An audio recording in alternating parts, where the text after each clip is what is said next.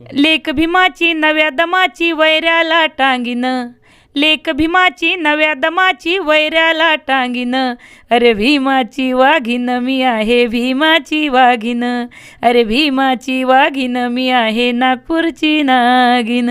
जब मैं घर था तो मैं पहले कैसेट के लिए वो मेरा घर गिरवी रखा था, लेकिन धीरे धीरे जो मुझे समझ में आया है हम क्या कर रहे हैं, हम पहले क्या थे, अगर बाबा साहब ना होते तो हमारे क्या हाल होते। आप अच्छे हैं तो अगर मुझे फॉलो करते हैं और आपको लगता है कि अच्छी बातें आप तक पहुंचना चाहिए तो अच्छी बातों के लिए आप ऐसे चैनल को ही फॉलो कीजिए। मैं तो मेरे दर्शकों को यही कहना चाहूँगी, जो मुझे वो लोग अच्छे लगते हैं जो खुद स्ट्रगल करके आए हैं, जो खानदानी लोग हैं उनको हिरासत में मिला है सब, वो लोग मुझे बिल्कुल पसंद नहीं है। तो सच खोलती हूँ, मुझे किसी का डर नहीं लगता, वो चाहे मंत्री रहे, जंत्री रहे, नरेंद्र मोदी रहे, अमित शाह रहे, कोई भी रहे, मुझे किसी से ना डरती हूँ ना कभी ज़िंदगी में डरूंगी।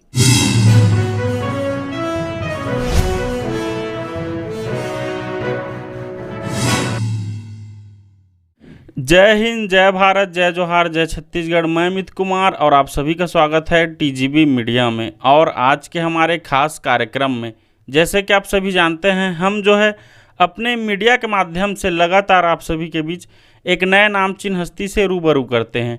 और उसी के बीच आज हम आए हुए थे महाराष्ट्र राज्य में हैं और मेरा ये जो है पहला आगमन हुआ है नागपुर में है। और नागपुर में जो है दो चीज़ सबसे ज़्यादा फेमस है, अभी तीन चीज़ हो गया है। पहला बतलाना चाहूँगा मैं, दीक्षा भूमि, जो बाबा साहब जी का दीक्षा भूमि जो स्थान है वो फेमस है। दूसरा संतरे का अगर हम बात करें तो सबसे ज़्यादा जो ऑरेंज का फल होता है वो है। तीसरा बाद में बताऊँगा। और उससे पहले ये कहना चाहूँगा, आज हमारे बीच हैं दीदी अंजलि भारती मैम। ये जो है भीम मिशन को लेके जो है लोक कलाकार हैं, लोक गायक हैं, काफ़ी वर्षों से गाना गा रहे हैं। इनको आप जो है लगातार सुनते आ भी रहे हैं और इनको जो है दो लाइन इनके नाम से जो है कहा जाता है, भीमाची वाघिन नागपुरची नागिन। तो सर्वप्रथम स्वागत है मैं आपका हमारे चैनल में। जय भीम, नमो बुद्धाय, जय संविधान, जय महाराष्ट्र। बहुत अच्छा लग रहा है कि आप एक छत्तीसगढ़ से यहाँ पे इंटरव्यू लेने के लिए आए हैं और मुझे भी आपको इंटरव्यू देने के एकदम, मैं भी आपको मिली हूँ यहाँ पे, बम्बई से आई, तो मुझे भी अच्छा लगा कि आप इतने दूर से आए हैं तो आपको इंटरव्यू देना चाहिए। बट आप भी नागपुर आए, आपका भी बहुत बहुत स्वागत, बहुत थैंक यू जो आप यहाँ पे आए हैं। जी, आपका भी बहुत बहुत धन्यवाद मैम। आपके स्वागत के लिए बस दो लाइन बोलना चाहूँगा मैम कि होंठों पे हंसी और चेहरे पे मुस्कान, और ऐसे ही हैं आप आज के हमारे मेहमान, आज के हमारे मेहमान। Thank you. जी जी। तो ये जो है खास कार्यक्रम रहेगा मैम, पूरा आपके जीवन के बारे में जानना चाहेंगे। तो सर्वप्रथम सवाल ये रहेगा मैम आपसे, आपका जो प्रारंभिक जीवन था, जो आपका जीवन सफ़र यहाँ तक का, वो कैसा रहा? जीवन सफ़र मैं बहुत अच्छे घर से हूँ। जो पहले मतलब 3 बहनें थे, हम एक भाई था। जी। और पिताजी भी काफ़ी अच्छे घर से बहुत थे, बट बहुत जल्दी मेरी 14 साल में शादी हो गई। हाँ, उसकी वजह से। कितने वर्ष हो गए मैम शादी को? शादी को तो लगभग अच्छे बहुत साल हो गए। अच्छा, 20 साल तो हो ही गए हैं, 20-22 साल हो गए। तो एकदम 14 साल में शादी कर दी मेरी। बाल विवाह बोलो जी, ऐसा ही बोल सकते हैं अपन। हाँ, और 14 साल के उम्र में जो ज़िंदगी का सफ़र चालू हो गया, तो मतलब मेरे पिताजी के यहाँ तो कुछ भी कम नहीं था, हमने देखे नहीं थे। गरीबी अमीरी ये सब नहीं समझता था, क्योंकि हमारे हिसाब से मिडिल क्लास से, लेकिन हमारे हिसाब से हमारे पिताजी के यहाँ बहुत सारा था, जिनके मतलब हमारे अपोजिट कोई नहीं था, ऐसी कंडीशन थी। लेकिन जब मेरे ज़िंदगी को शुरुआत हो गई तो बहुत सारे चढ़ उतार देखना पड़ा जैसे। हाँ, तो उसके बाद एक्चुअली मैं अमरावती से हूँ, मेरी पैदाइश अमरावती की है। ये कहाँ डिस्ट्रिक्ट? ये यहाँ से 150 किलोमीटर आता है। जिला क्या आता है? अमरावती जिला। अच्छा, जिला बहुत बड़ी सिटी है अमरावती। तो वहाँ से हूँ मैं, अमरावती की पैदाइश है, अभी भी मेरे पूरे रिलेटिव उधर ही रहते हैं। तो हम अमरावती से है। और उसके बाद जो ज़िंदगी का सफ़र हुआ तो मतलब ऐसी कंडीशन थी कि खाने के भी वांदे थे। तो कैसे मतलब ये हो जाएगा, तो चलो एक पहले मैं जैसे हॉस्पिटल में काम की हूँ, मैं हॉस्पिटल में जॉब की है। मैं मतलब गरीबी था? यस, जब पिताजी मतलब जब मेरे ज़िंदगी को शुरुआत हो गई, तो अब मेरे ज़िंदगी को शुरुआत हो गई, तब थोड़ी ना माँ बाप अपने काम में आएंगे सही बात। और अपना बताएंगे भी कैसे, अभी तो अपनी ज़िंदगी का सत्यानाश हो ही गया है। हाँ, ये सोच के फिर जो स्ट्रगल शुरू हुआ मेरा, तो मैं बहुत सारे मतलब हॉस्पिटल में काम की हूँ मैं, सिस्टर थी, कोर्स भी किया था, तो वो भी 500 रुपये 700 रुपये महीने से काम किया मैंने। फिर उस समय मैं फिर उसके बाद मैं मशीन काम सीखी, मैं टीचर थी, कुछ बच्चियाँ सिखाती थी मैं, घर में भी टेलर काम करती थी। तो ये ऐसे कर करके एक दिन मतलब ये ज़िंदगी का ये गाना बजाना बचपन से मुझे बहुत शौक था। रुचि था गाने में। बिल्कुल, जैसे कहीं भी छोटी थी तो कहीं पे भी बैठी तो मेरे को कोई भी आवाज़ देता था, अंजलि इधर आ, एक गाना गा के बता, तो मैं फट से शुरू हो जाती थी गाना गाने के लिए। कौन सा गाना ज्यादा गाते थे? जैसे बाबा साहब के गाती थी मैं बचपन में। अगर पिक्चर का भी बोलो तो एक बड़ा गाना पसंद था मुझे, बेदर्दी वाल माँ मुझको तेरा, तो हाँ वो गाती थी मैं। 2 लाइन गुनगुना देते हैं बचपन में गाते थे। हाँ, बेदर्दी बाल माँ तुझको, अब गाना याद नहीं आ रहा मुझे, पर ये गाती बहुत थी बहुत सुंदर। बड़ा अच्छा लगता था मुझे। तो फिर उसके बाद पिक्चर के गाने गा रही, जैसे पर बाबा साहब ज़्यादा गाती थी। जैसे हमारे इधर झंडे वंडे रहते थे, वहाँ पे मुझे बुलाया तो जाती थी। एक दिन अचानक मेरी बहन अमरावती में, मेरी दोनों बहना, रासू गवई साहब हमारे नेता थे बुद्धिस्ट लोगों के, अभी नहीं है वो, पर वो तब नेता थे। तो उनकी कुछ तो भी सभा थी कोरट में, तो मैं मेरे सिस्टर के यहाँ गई, तो मैंने बोली कहाँ जा रही तू? तो शायद लगभग मेरी उम्र तब 16 साल होंगी। कहाँ जा रही? शादी 2 साल हो गए। हाँ, कहाँ जा रही मैंने बोली, तो बोले हम तो बोले वो गवई साहब की सभा है उसलिए जा रहे बोले। तो मैंने बोली ठीक है तुम जाके आ जाओ। नहीं चल बोले, तू भी चल बोले। तो मैं गई उनके साथ, एकदम दुबली पतली थी, याद है मुझे वो भी, मतलब वो जिस दिन ने मुझे यहाँ पे पहुँचाया वो दिन तो भूल ही नहीं सकता कोई। तो वहाँ पे गई, तो वहाँ पे कोई बजाने विजाने का ले कुछ भी नहीं था, एक माइक था और वो माइक में बहुत सारे लोग थे, सभा थी ना उनकी, इतने बड़े नेता, तो बहुत सारे लोग, कोई भाषण दे रहा था, कोई गाना गा रहा था। तो जो मेरे पहले गुरु जिन्होंने ओरिजिनल मुझे गायक बनाया, यश खिराड़े करके अमरावती के, वो बहुत अच्छे सिंगर थे, अभी उनका इंतकाल हो गया है। तो बहुत अच्छे सिंगर थे, उनका एक कैसेट भी आया था, भीम बुद्धाची अमृतवाणी ऑडियो। तो वो मेरे बड़े सिस्टर को बोले कि ताई एक गाना गा के बताना बोले। तो वो बोले दादा मेरे को नहीं आता बोले, लेकिन मेरी छोटी सिस्टर आई है बोले, वो बड़ा अच्छा गाती है बोले। अच्छा, आपका नाम लिया? हाँ, उसको बोलो बोले। तो वो दादा मेरे को बोले अरे बेटा अंजलि तू गाती है गाना? हाँ दादा गाती हूँ ना, मैंने बोली। तो गा के बताओ बोले। तो उस वक्त मैं पहली बार वो स्टेज पे गाना गाई। कौन सा? तो गाने का बोलता, मर दलिता मर भीमाच्या नावासाठी मर, विद्यापीठेला पाहिजे नाव आंबेडकर, मर दलिता मर भीमाच्या नावासाठी मर। अब सामने नेता बैठे थे, अब मुझे तो पता नहीं ना ये नेता लोग है करके। अब सामने का जो अंतर आता, आजकालचे नेते वचन देऊनी खोटे, कुत्र्या परी घरोघरी फिरती ना पलपोटे, खुर्चीच्या साठी विसरले स्वतःचे घर। मतलब ये मराठी जो बोल रही है आपके समझ में नहीं आ रहा होगा, लेकिन हिंदी में इसका ऐसा है कि आजकल के जो नेता है वो वचन दे के भी झूठ बोल रहे हैं, कुत्ते के तरह घर घर घूमते हैं, उसका ऐसा मीनिंग था। और मेरे सामने पूरे नेता लोग बैठे थे। अब वो मेरे भाई ने मुझे देखा, वो जो मेरे गुरु थे, बोले कितना डेरिंग है उसमें, नेताओं के सामने बोल रहे कुत्ते की तरह नेता घूमते हैं और वचन दे के झूठ बोलते हैं। तो बोले तू बहुत बड़ी सिंगर बन सकती। मैंने बोली दादा खाने के वांदे हैं, मशीन काम करके कैसे भी अपना पेट पाल रही हूँ, और कहाँ से बोल रहे आपकी मैं बहुत बड़ी सिंगर बनूंगी। तो बोले नहीं तू अच्छी सिंगर बनेंगी। तो वो एक प्रोग्राम में लेके गए मुझे। अच्छा। बोले चल तुझे एक प्रोग्राम में लेके जाता हूँ, तू वहाँ पे एक गाना गाना। तो एक प्रोग्राम में गई और वहाँ पे एक गाना गाई, तो मुझे ऊपर के 250 रुपये हो गए। तो मुझे बड़ा अच्छा लगा, यार अपन कपड़े भी सीते हैं तो क्या 50-100 रुपये रोज भी नहीं गिरता अपने को। और यहाँ पे एक गाना गाई तो मुझे 250 रुपये हो गए।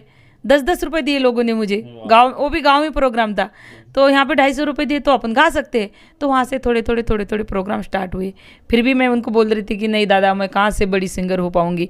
और फिर घर के जो रिश्तेदार थे, मेरे भाई, मतलब मेरी बहन, मेरा भाई बड़ा नाक वाला, बोल रहा कि अच्छे घर की लड़कियाँ गाना गाती है क्या, ये गाना गा रही। मेरे माँ को बोली कि इसकी अपन अच्छा नहीं ना, गरीब घर में दिया अच्छा नहीं, इसकी दूसरी शादी कर देंगे, अच्छे घर में देंगे इसको, पर ये गाना वीना नहीं गाने देंगे, ये गाना गाना के अच्छी घर की लड़कियाँ गाती है क्या।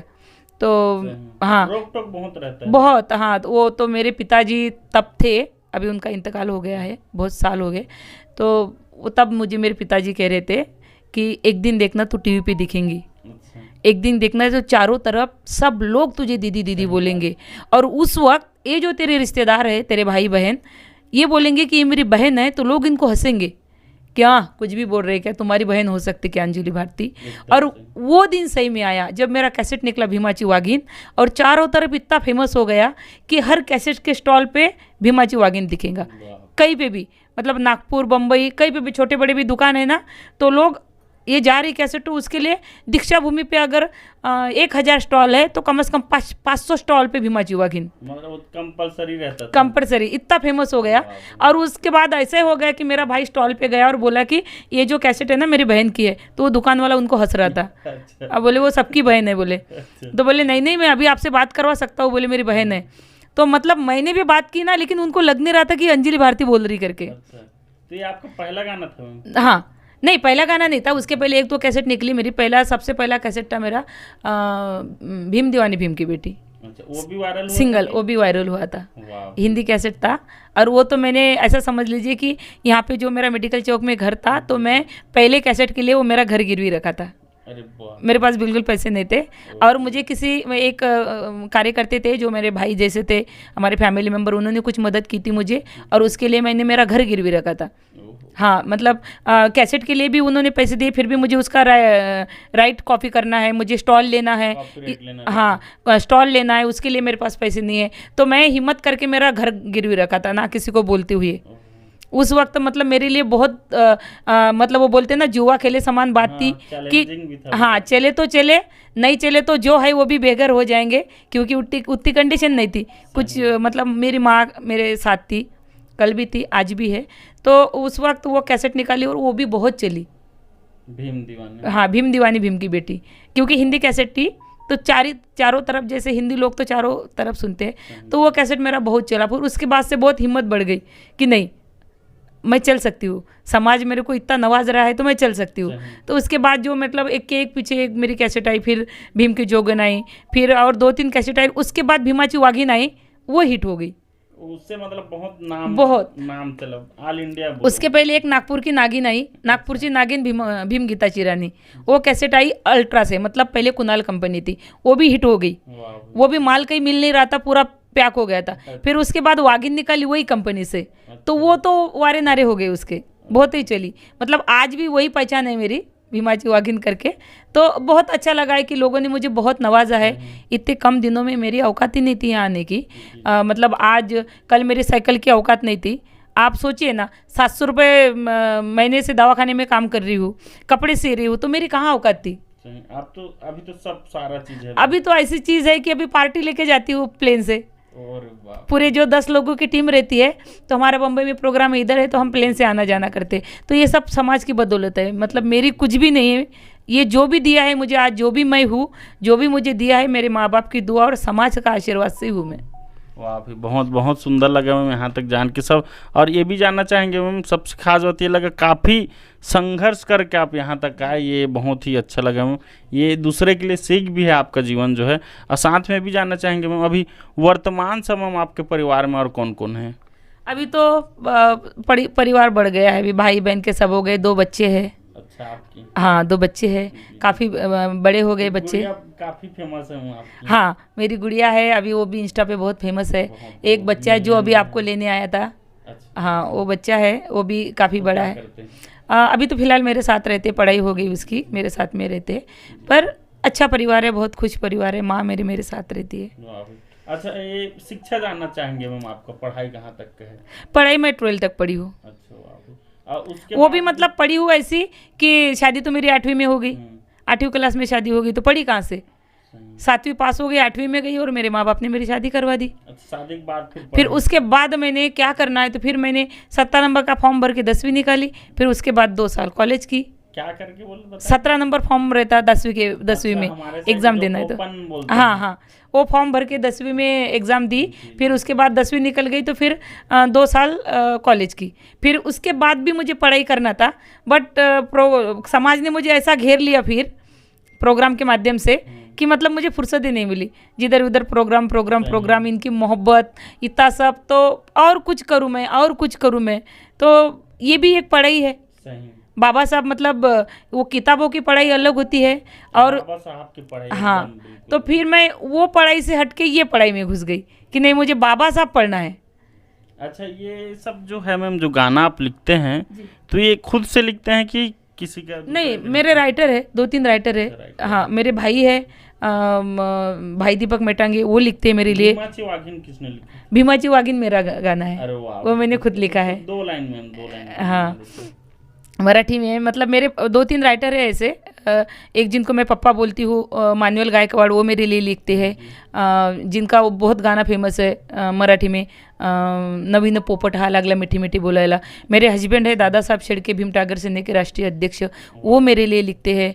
मेरे भाई है, भाई दीपक मेटांगे, वो लिखते हैं। बहुत सारे ऐसे मतलब कवि है जो शायर है मेरे लिए लिखते हैं। और कभी कभी मैं टूटा फूटा लिख लेती हूँ, लेकिन भीमाची वागिन गाना मेरा है, वाह, 2 लाइन उसको गुनगुना। वो भी मराठी है। लेक भीमाची नव्या दमाची वैऱ्याला टांगीन, लेक भीमाची नव्या दमाची वैऱ्याला टांगीन, अरे भीमाची वाघीन मी आहे, भीमाची वाघीन, अरे भीमाची वाघीन मी आहे, नागपूरची नागिन। वाह भाई, बहुत बहुत सुंदर लगा मैम। भले इसका मैं मतलब नहीं समझा, लेकिन टोन बहुत अच्छा है मैम। थैंक यू, थैंक इसका यू। हिंदी में मीनिंग अगर बताएंगे मीनिंग में ऐसा है कि लेक और लेक भीमाची, तो मैं मतलब लेक बाबा साहब की हूँ, तो अच्छा, बाबा साहब की वाघिन हूँ मैं, जो समाज के लिए कुछ भी करने के लिए तैयार हूँ। शेरनी हूँ मैं बाबा साहब की शेरनी हूँ, जो समाज के लिए कुछ भी करना चाहती हूँ। अगर कोई दुश्मन आया तो उसका ऐसा हाल करूँगी कि वो मेरा नाम नहीं ले पाएगा, मतलब उसका अर्थ ऐसा हो जाता है। और वो टैटू भी है मैम आपके हाथ जी। में, बाबा साहब का, गौतम बुद्ध। ये बाबा आप साहब देख का है। सकते हैं थोड़ा, ये गौतम बुद्ध ये का ये है। देखिए, ये शेर का टैटू है। बाबा साहब का और गौतम बुद्ध हाँ, का। ये बाबा तीनों साहब का है, तीनों का, और ये भगवान बुद्ध का है। वाह भाई, बहुत बहुत सुंदर में।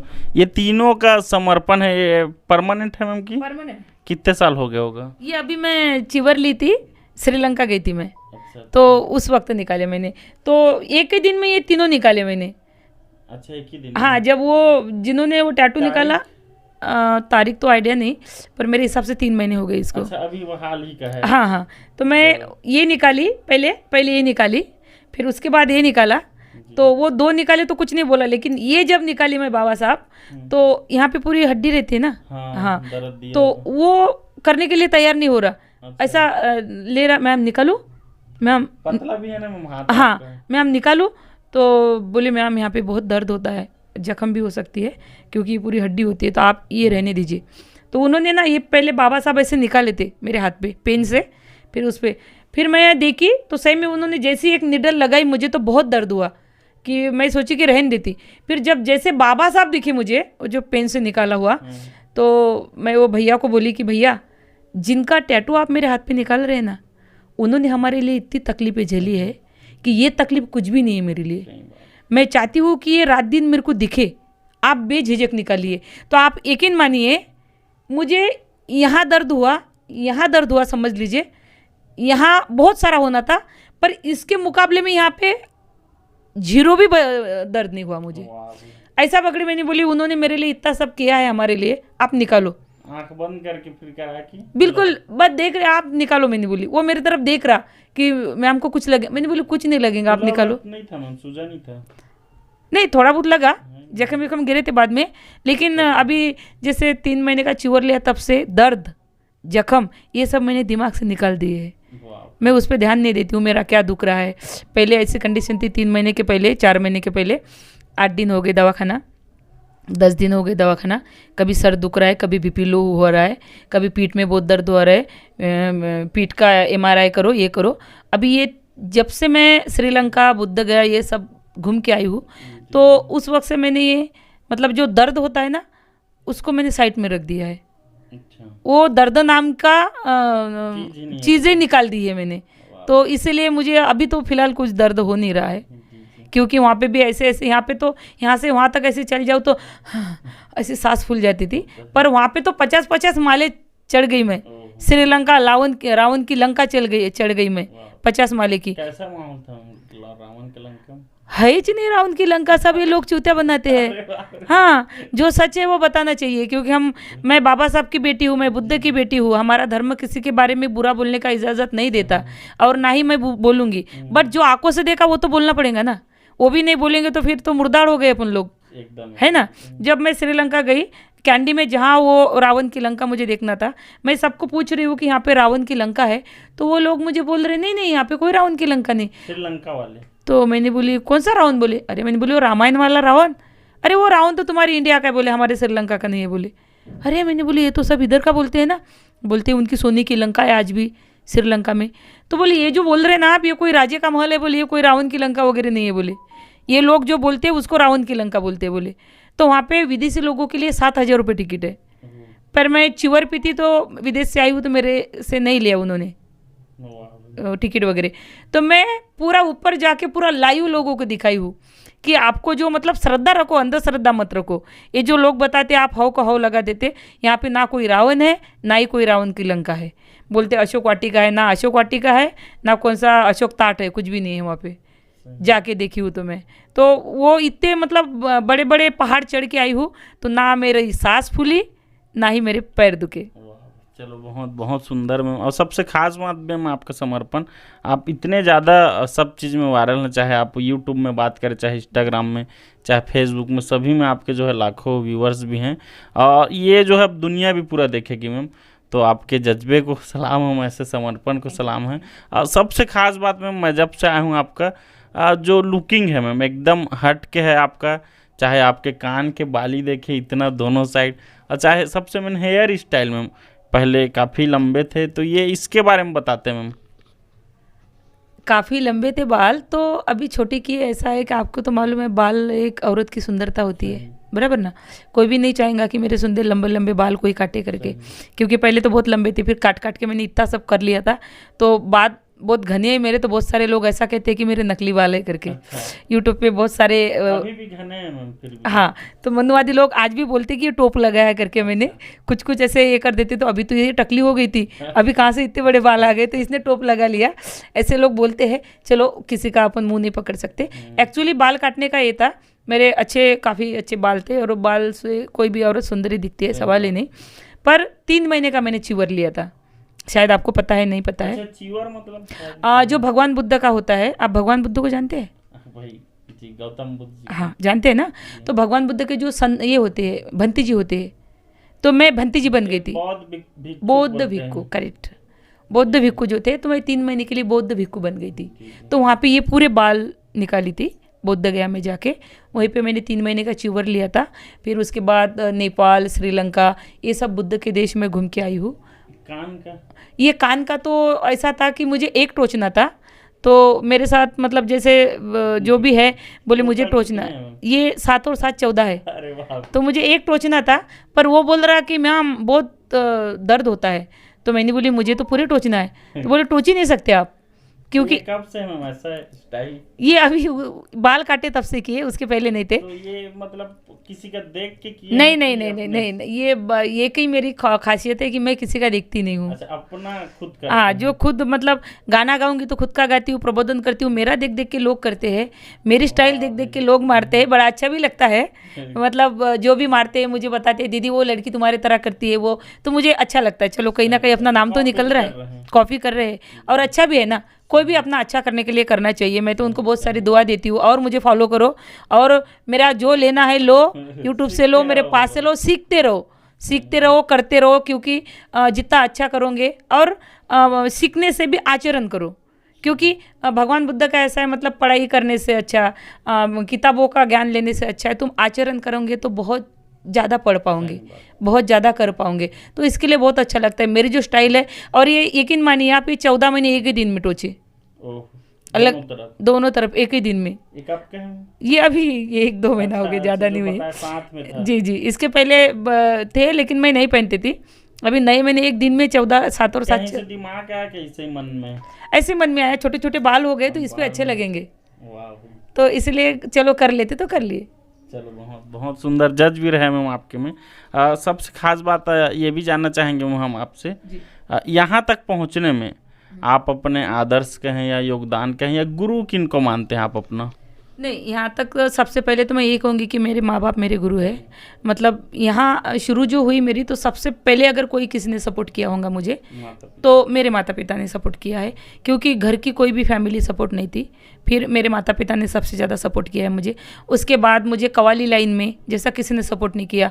जैसे एक बड़े सिंगर है जिनको मैं बहुत मानती हूँ, मेरे मार्गदर्शक विष्णु जी शिंदे, उन्होंने मुझे मार्गदर्शन किया। उसके बाद मेरे जो जिनको मैं पप्पा बोलती हूँ, और सही में दिल से पप्पा बोलती हूँ, और वहाँ पे उनके घर, मतलब पिताजी, उनके घर जाके मुझे वो फीलिंग भी आती है। मतलब मेरे पिताजी तो नहीं है, बट ऐसा लगता कि होती भी तो इतना ही प्यार करते थे मुझे। मानुएल जी गायकवाड़, वो भी मतलब बहुत अच्छा लिखते हैं, म्यूजिक डायरेक्टर है। उनके ऐसे बहुत सारे लोकगीत है जो बहुत फेमस है, उनको लोकगीत का बादशाह कहते हैं। तो उन्होंने भी मुझे बहुत मार्गदर्शन किया है। उसके बाद मतलब मेरे जो हस्बैंड है वो बहुत अभ्यासु व्यक्ति महत्व है, दादा साहब शेड़के, और काफ़ी अच्छी स्पीच देते हैं। तो सबसे ज़्यादा उसके पहले मैं एक गाने का मार्गदर्शन उन लोगों से ली थी, पर आज जो प्रबोधन करती हूँ, बाबा साहब मतलब जहाँ ना पहुँचे बोलते रवि वहाँ पहुँचे कवि।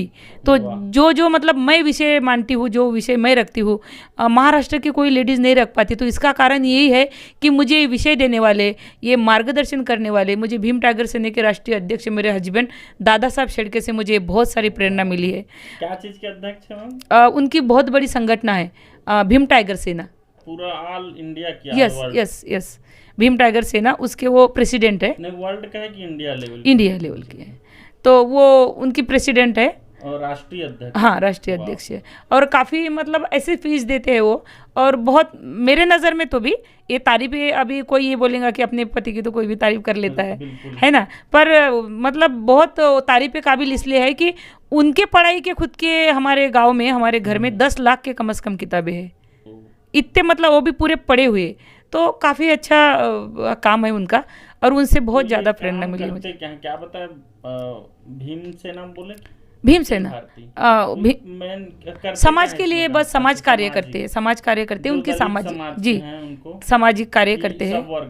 नहीं, दलित समाज के लिए करते हैं।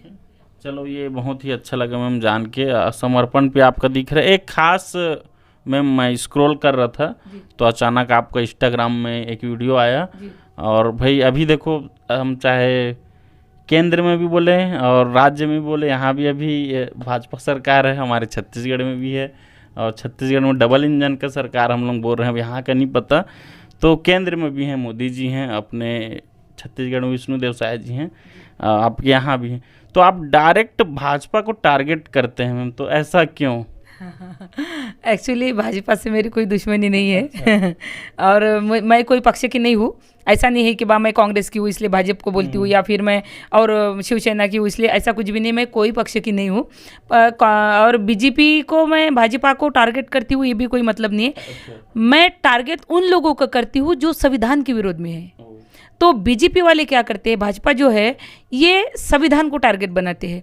अभी इसके पहले मतलब 2014 में, सोचने वाली बात है, नरेंद्र मोदी जी तेली समाज के हैं, मतलब दलित ही हो गए हमारे, बराबर ना। तेली समाज के बोले तो कोई पटेल में नहीं आते, कोई ब्राह्मण में नहीं आते, ओबीसी में। तो इसके पहले इन लोगों को कहाँ प्रधानमंत्री और मुख्यमंत्री बनने का अधिकार था? ये अधिकार तो सिर्फ और सिर्फ बाबा साहब के संविधान की वजह से आया है। तो अस्तित्व ही नहीं था। बिल्कुल बराबर, ये बाबा साहब के संविधान की वजह से आया, और जिसके वजह से तुम आज 15 साल से प्रधानमंत्री बन रहे हो। उन तुम्हारे बीजेपी का नेता अनंत कुमार हेगड़े बोल रहा है कि हम संविधान बदलाने के लिए भाजपा में आए हैं। अभी अमित शाह बोल रहे हैं कि बाबा साहब फैशन हो गई है। तो ये अमित शाह को मालूम नहीं कि बाबा साहब ये फैशन नहीं है, ये अमित शाह जैसे नेताओं के घर का राशन है बाबा साहब। तो इनको बोलने का, इनको टारगेट बनाने का कारण विवादित बयान भी था। जी बिल्कुल। ये बीजेपी वालों को मैं इसलिए बोलती हूँ कि ये क्या करते, बस चुन के आए तक के जय भीम वालों को अपना अपना कहते हैं, उसके बाद ये डायरेक्ट वार जो करते हैं संविधान पे करते हैं। हमारा कहना है हम पे वार करो, चलेगा ना।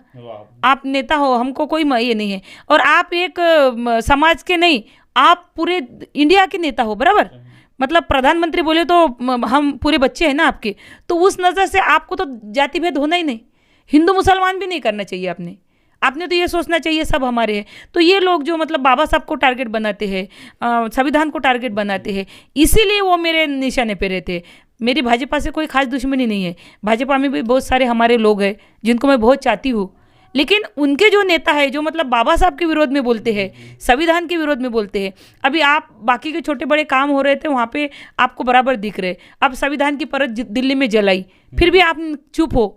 मतलब जिस संविधान की वजह से तुम यहाँ पे हो, जिस संविधान की वजह से देश चल रहा है, उनके विरोध में अगर आप बात करोगे तो कैसा कोई बर्दाश्त करेगा।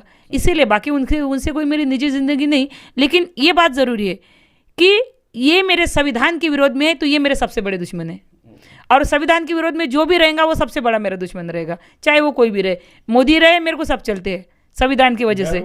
नहीं, मैं ना मारने को डरती हूँ ना मरने को डरती हूँ, क्योंकि मुझे मालूम है जीना कितना है। आज है मेरा दिन, आज हम मिले हैं, कल ना आपको पता है ना मुझे पता है कि हम मिलेंगे कि नहीं मिलेंगे, बराबर। करोड़ लाखों लोग सोते हैं, हजारों लोग लाखों लोग उठते नहीं है सुबह, उसमें हमारा भी नंबर लग सकता है। अगर कल हमारे पास नहीं रहा तो मरने मारने से कौन डरे। अभी 3 महीने ने तो मेरे को ऐसा ऐसा सिखा दिया है, मारने मरने से अगर डरती तो इनको बोलती नहीं ना। अभी ये 3 महीने से जब आई हूँ, बुद्ध का धम्म लिया है तो थोड़ा शांतवादी काम हो गया है। अभी इसके पहले तो नरेंद्र मोदी विधि ये सभी मतलब ऐसा भी कितने बार हुआ है कि प्रोग्राम में गई हूँ, पूरी पुलिस फोर्स आई है, बीजेपी वालों ने भेजी कि आपका प्रोग्राम नहीं हो सकता मैम। हाँ, कुछ शब्द मत बोल दो ऐसा। हाँ, अभी नेर में मेरा पिछले बार प्रोग्राम है तो अपने क्या सिंधे सरकार ने मेरी कंप्लेंट कर दी थी कि इनका प्रोग्राम नहीं होने देना, ये नरेंद्र मोदी जी को गाली देते हैं करके। तो मैं बोली उनको, अगर आपको लगता है कि मैं गाली देती हूँ तो गुना दाखिल करो ना मेरे पे, वहीं पे केस फाइल करो ना, मैं तैयार हूँ ना। मैं कब भाग रही हूँ, हाँ आप करो ना मेरे पे केस, ये दाखिल करो वहीं पे, चलेगा मुझे। लेकिन मैं वही बोलूँगी जो सच है। मैं किसी का सुना हुआ बोलती नहीं हूँ, मैं किसी ने बताया हुआ बोलती नहीं हूँ। जो मैं पढ़ती हूँ, जिसका मैं आचरण करती हूँ, जो मुझे दिखता है बस मैं वही बोलती हूँ, क्योंकि मैं श्रद्धा रखती हूँ, अंधश्रद्धा नहीं रखती हूँ। बहुत सारे लोग हैं जो अंधश्रद्धा रखते हैं, अंधभक्त है। मैं अंधभक्त नहीं हूँ, मैं अनुयायी हूँ ओरिजिनल। मैं बाबा साहब की अनुयायी हूँ, मैं बाबा साहब की पोस्टमैन हूँ, मैं बाबा साहब के विचारों की हमाल हूँ। घर घर में जाके मुझे वो पहुँचाना है। हमालों का काम रहता है ये गोदाम से वो गोदाम में माल पहुँचाना, पोस्टमैन का काम रहता है ये गाँव से वो गाँव में लेटर पहुँचाना। मेरा भी वही काम है। मैं जो बाबा साहब जानती हूँ, बुद्ध जानती हूँ, बस वो लोगों तक पहुँचाने के लिए जाती हूँ। जो सच है, इनकी भी जो पोल खोलती हूँ तो सच खोलती हूँ। मुझे किसी का डर नहीं लगता, वो चाहे मंत्री रहे, जंत्री रहे, नरेंद्र मोदी रहे, अमित शाह रहे, कोई भी रहे। मुझे किसी से ना डरती हूँ ना कभी ज़िंदगी में डरूंगी। डरते तो वो लोग हैं जो मरने से डरते हैं, मैं मरने से नहीं डरती हूँ। बहुत बहुत सुंदर मैम। सबसे खास बात ये अच्छा लगा मैम आपका, आप किसी पार्टी विरोधी नहीं हैं। आपका बहुत ही सुंदर कथन था भाई, जो संविधान से छेड़खानी करेंगे आप उनके विरोधी हैं। बहुत अच्छा लगा मैम। अच्छा, एक मैं जब आया मैम तो अंदर घुसा था, आपके कार में एक वर्ड लिखा हुआ था भीमाची वाघिन और विद्रोही गायिका। तो इसका मतलब क्या है मैम? यही कारण है कि विद्रोही गायिका मतलब विद्रोही यही तो है, जो विद्रोह करता है उसको विद्रोही कहा जाता है। जैसा लोगों ने नाम दिया। हाँ, इन लोगों को जो मैं बोलती हूँ, जो कोई नहीं बोल पाता है। कव्वाली लाइन में बहुत सारे ऐसे लोग हैं जिनको कोई मतलब ही नहीं है, बस अपने 2 पैसे मिल रहे हैं और नाम हो रहा है। चलो ना, क्या करना है अपने को। मेरी भी जो शुरुआत हो गई, मैंने आपको बताया पेट भरने के लिए हुई है। मैं ये कभी नहीं कहूँगी कि मैं पहले से मतलब बाबा साहब को मानती हूँ या नहीं। पहले मेरी जो शुरुआत हो गई है पेट भरने के लिए हुई है, लेकिन धीरे धीरे जो मुझे समझ में आया है, हम क्या कर रहे हैं, हम पहले क्या थे। अगर बाबा साहब ना होते तो हमारे क्या हाल होते। जैसा हमको समझ रहा है, हम पढ़ाई कर रहे हैं, बाबा साहब के बारे में थोड़ा थोड़ा समझ रहा। फिर मैं इसमें आ गई, जो मुझे पहले वो विरोध करता था, मेरा भाई जो मुझे विरोध करता था, फिर जैसा अपनी बहन का नाम हो रहा है तो उसको भी बड़ी रुचि आ गई उसको कि नहीं, कुछ भी हो जाए, हमारी बहन ने किया तो कुछ अलग किया है, सबसे हटके है। और ये बहुत समाज की दुआ है मेरे पे कि जब से मेरी भीमाची वागिन निकली, कम से कम 10 साल से आज राज कर रही हूँ। आज भी वो गाना चलता है, आज भी वो गाना चलता है। और बिल्कुल, और दिन ब दिन, जैसे ये साल में मैं 50 प्रोग्राम गा रही हूँ तो अगले साल 60 गा रही हूँ, अगले साल मतलब 5 ज़्यादा गा रही हूँ, 10। तो ये उनकी नवाइज है, मतलब करम है वो मेरे पे, मेरे समाज का, जो हर साल मुझे मतलब वो बढ़ा रहे हैं। कभी ऐसा मतलब मैं नीचे आ रही हूँ या फिर मुझे 2 प्रोग्राम कम मिले, ऐसा कभी भी नहीं हो रहा है।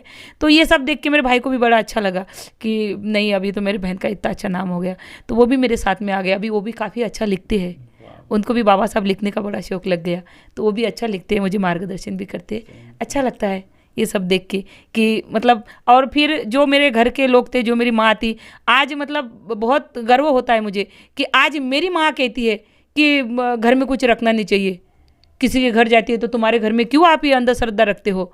तो मतलब मुझे ऐसा लगता है कि जो इंसान, भगवान बुद्ध कहते हैं कि अगर आपको कुछ करना है तो सबसे पहले अपने घर से शुरुआत कीजिए, अगर अच्छा करना है तो। ये मुझे बड़ा अच्छा लगता है कि मैंने घर से शुरुआत की है। मतलब जो मेरे लोग अंधश्रद्धे में गिर गए थे उनको पहले निकाली हूँ। अब जब वो निकल गए हैं तो मैं अभी समाज के लिए जा रही हूँ, समाज को बता रही हूँ, क्योंकि जो आदमी घर में परिवर्तन नहीं कर सकता वो समाज में कहाँ से करेगा। तो मुझे इतनी खुशी है कि मैंने घर में कर दिया है।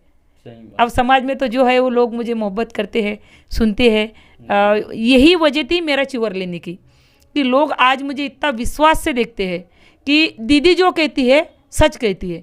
मुझे फॉलो करते हैं, सिंगर लोग फॉलो करते हैं, उपासक फॉलो करते हैं। तो मुझे कहीं ना कहीं ऐसा लग रहा था कि मैं कहीं ना कहीं मतलब लोगों तक पहुंचाने में कम गिर रही हूँ। बाबा साहब बता पा रही हूँ लेकिन बुद्ध नहीं बता पा रही हूँ, जबकि बाबा साहब ने हमको बुद्ध धम्म दिया ना। तो इतना बड़ा बाबा साहब ने हमको बुद्ध धम्म दिया तो वो धम्म में कुछ तो होगा। फिर ये जानने के लिए क्या करना पड़ेगा, तो उस तय तक जाना चाहिए, तभी हम जान पाएंगे। तो इसीलिए मैं इतना बड़ा फैसला लिया और 3 महीने का च्यूअर लिया, और वो च्यूअर में बहुत कुछ मिला मुझे, बहुत कुछ जाने, मतलब पूरा दुनिया के बारे में। बिल्कुल बिल्कुल, बहुत कुछ जाने, क्योंकि पढ़ाई मतलब किताबों की पढ़ाई अलग होती है, किताबों प्रैक्टिकल जो करता है वो बहुत ही अनुभव अलग होता है। मैंने 3 महीने जो प्रैक्टिकल किया है तो ऐसा लगता है कि जी। मैं सबसे भाग्यशाली लेडीज़ हूँ कि मुझे वो दिन देखने को मिला। मेरे तरह कव्वाली लाइन में ना ही कोई लेडीज़ हुई, अब इसके आगे हो सकती है मुझे देख के, और होना चाहिए। मैं तो चाहती हूँ कि हर किसी में परिवर्तन होना चाहिए। हर गायक ने 1 महीना 2 महीना 3 महीने का च्यूअर लेना चाहिए, ताकि उनको भी समझ में आए कि बाबा साहब ने हमें बुद्ध धम्म क्यों दिया। तो वो मैं वही पूछना चाह रहा हूँ मैम, कोई अगर आम व्यक्ति लेना चाहे तो ले सकते हैं? बिल्कुल ले सकते हैं। तो उसके लिए क्या करना पड़ेगा? कुछ भी नहीं करना पड़ता आपको, आपके मन की तैयारी करना है। अगर श्रामणेर बनना है आपको तो आपकी मन की तैयारी, किसी की इजाज़त की ज़रूरत नहीं आपको, क्योंकि आप तो सीखने के लिए जा रहे हैं। ऊपर है बोलो, बाबा साहब ने अधिकार दिया। बिल्कुल, बाबा साहब ने अधिकार दिया है। भगवान बुद्ध ने भी, मतलब पहले लेडीज़ों को नहीं देते थे भगवान बुद्ध, लेकिन सबसे पहले भगवान बुद्ध के माता जी ने च्यूअर लिया था, माता महाप्रजापति जी ने। तो इनसे लेडीज़ को शुरुआत हो गई। पहले लेडीज़ नहीं लेते थे, उनकी वजह से लेडीज़ को शुरुआत हो गई। तो आज लेडीज़ जेंट्स हर कोई ले सकता है। और अभी तो ऐसा हो रहा कि बुद्धिस्ट लोग कम, अदर लोग बुद्ध को ज़्यादा फॉलो करते हैं। विदेश के लोग सही में बुद्ध को फॉलो करते हैं, हमारे इधर के लोग नहीं करते। कभी कभी खंत भी लगता है, जो मतलब बाबा साहब ने हमें, जन्म भी यहीं है। हाँ बिल्कुल, मतलब इंडिया में हुआ है ना। तो कभी कभी ऐसा बड़ा दुख होता है कि बाबा साहब ने 1935 में येवली मुक्का में बाबा साहब ने घोषणा की कि धर्म फोड़ने की, कि मैं ये धर्म में नहीं रहूँगा, हिंदू धर्म में पैदा हुआ लेकिन मरूंगा नहीं। 1935 से 1956 में बाबा साहब ने हमें धम्म दीक्षा दी। तो आप सोचिए 21 साल का सफ़र, 21 साल में बाबा साहब ने ऐसा एक भी धर्म नहीं जिसकी पढ़ाई नहीं की। अब इतने सब धर्मों की पढ़ाई करने के बाद बाबा साहब को खाली बुद्ध धम्म पसंद आया और बुद्ध धम्म हमको दिया, तो कुछ तो होगा ना उसमें। अभी भी 68 साल हो गए हमको दीक्षा देने में, फिर आज भी लोग हमारे महार भी नहीं रह पाए ना, बुद्ध भी नहीं बन पाए। मुझे भी ऐसा लगता है कि बीच में लटके अभी भी। कुछ होना चाहिए बट हो नहीं पा रहा जैसा होना चाहिए वैसा। दुख होता है कभी कभी, लोगों के कुछ कमेंट्स पढ़ती हूँ तो बड़ा अच्छा भी लगता है, और कुछ कुछ अज्ञान लोगों की देखती हूँ तो बड़ा दुख होता है कि मतलब क्या है, क्या किया बाबा साहब ने और आज भी हम क्या कर रहे हैं, ऐसा लगता है कभी कभी। होना चाहिए, होगा धीरे धीरे, उम्मीद है कि करेंगे करके, कोशिश भी करते हैं हम। मेरे तरफ से भी जितना हो रहा है उतना प्रचार प्रसार करने की कोशिश कर रही हूँ, और समाज भी मुझे बहुत साथ देता है, बहुत प्यार करता है, उनकी वजह से मैं हूँ। अच्छा, चलो, बात करके बहुत ही अच्छा लग रहा है, मतलब कहीं बोर नहीं लग रहा है, ऐसा लग रहा है कि सुनते जाऊँ। साथ में एक और मैं महत्वपूर्ण सवाल भी करना चाहूँगा मैं आपसे। लुकिंग वाइज अगर देखा जाए तो नीला और वाइट जो कॉम्बिनेशन है, हेयर स्टाइल भी मायावती जी के है, तो सिंपल ये सवाल है।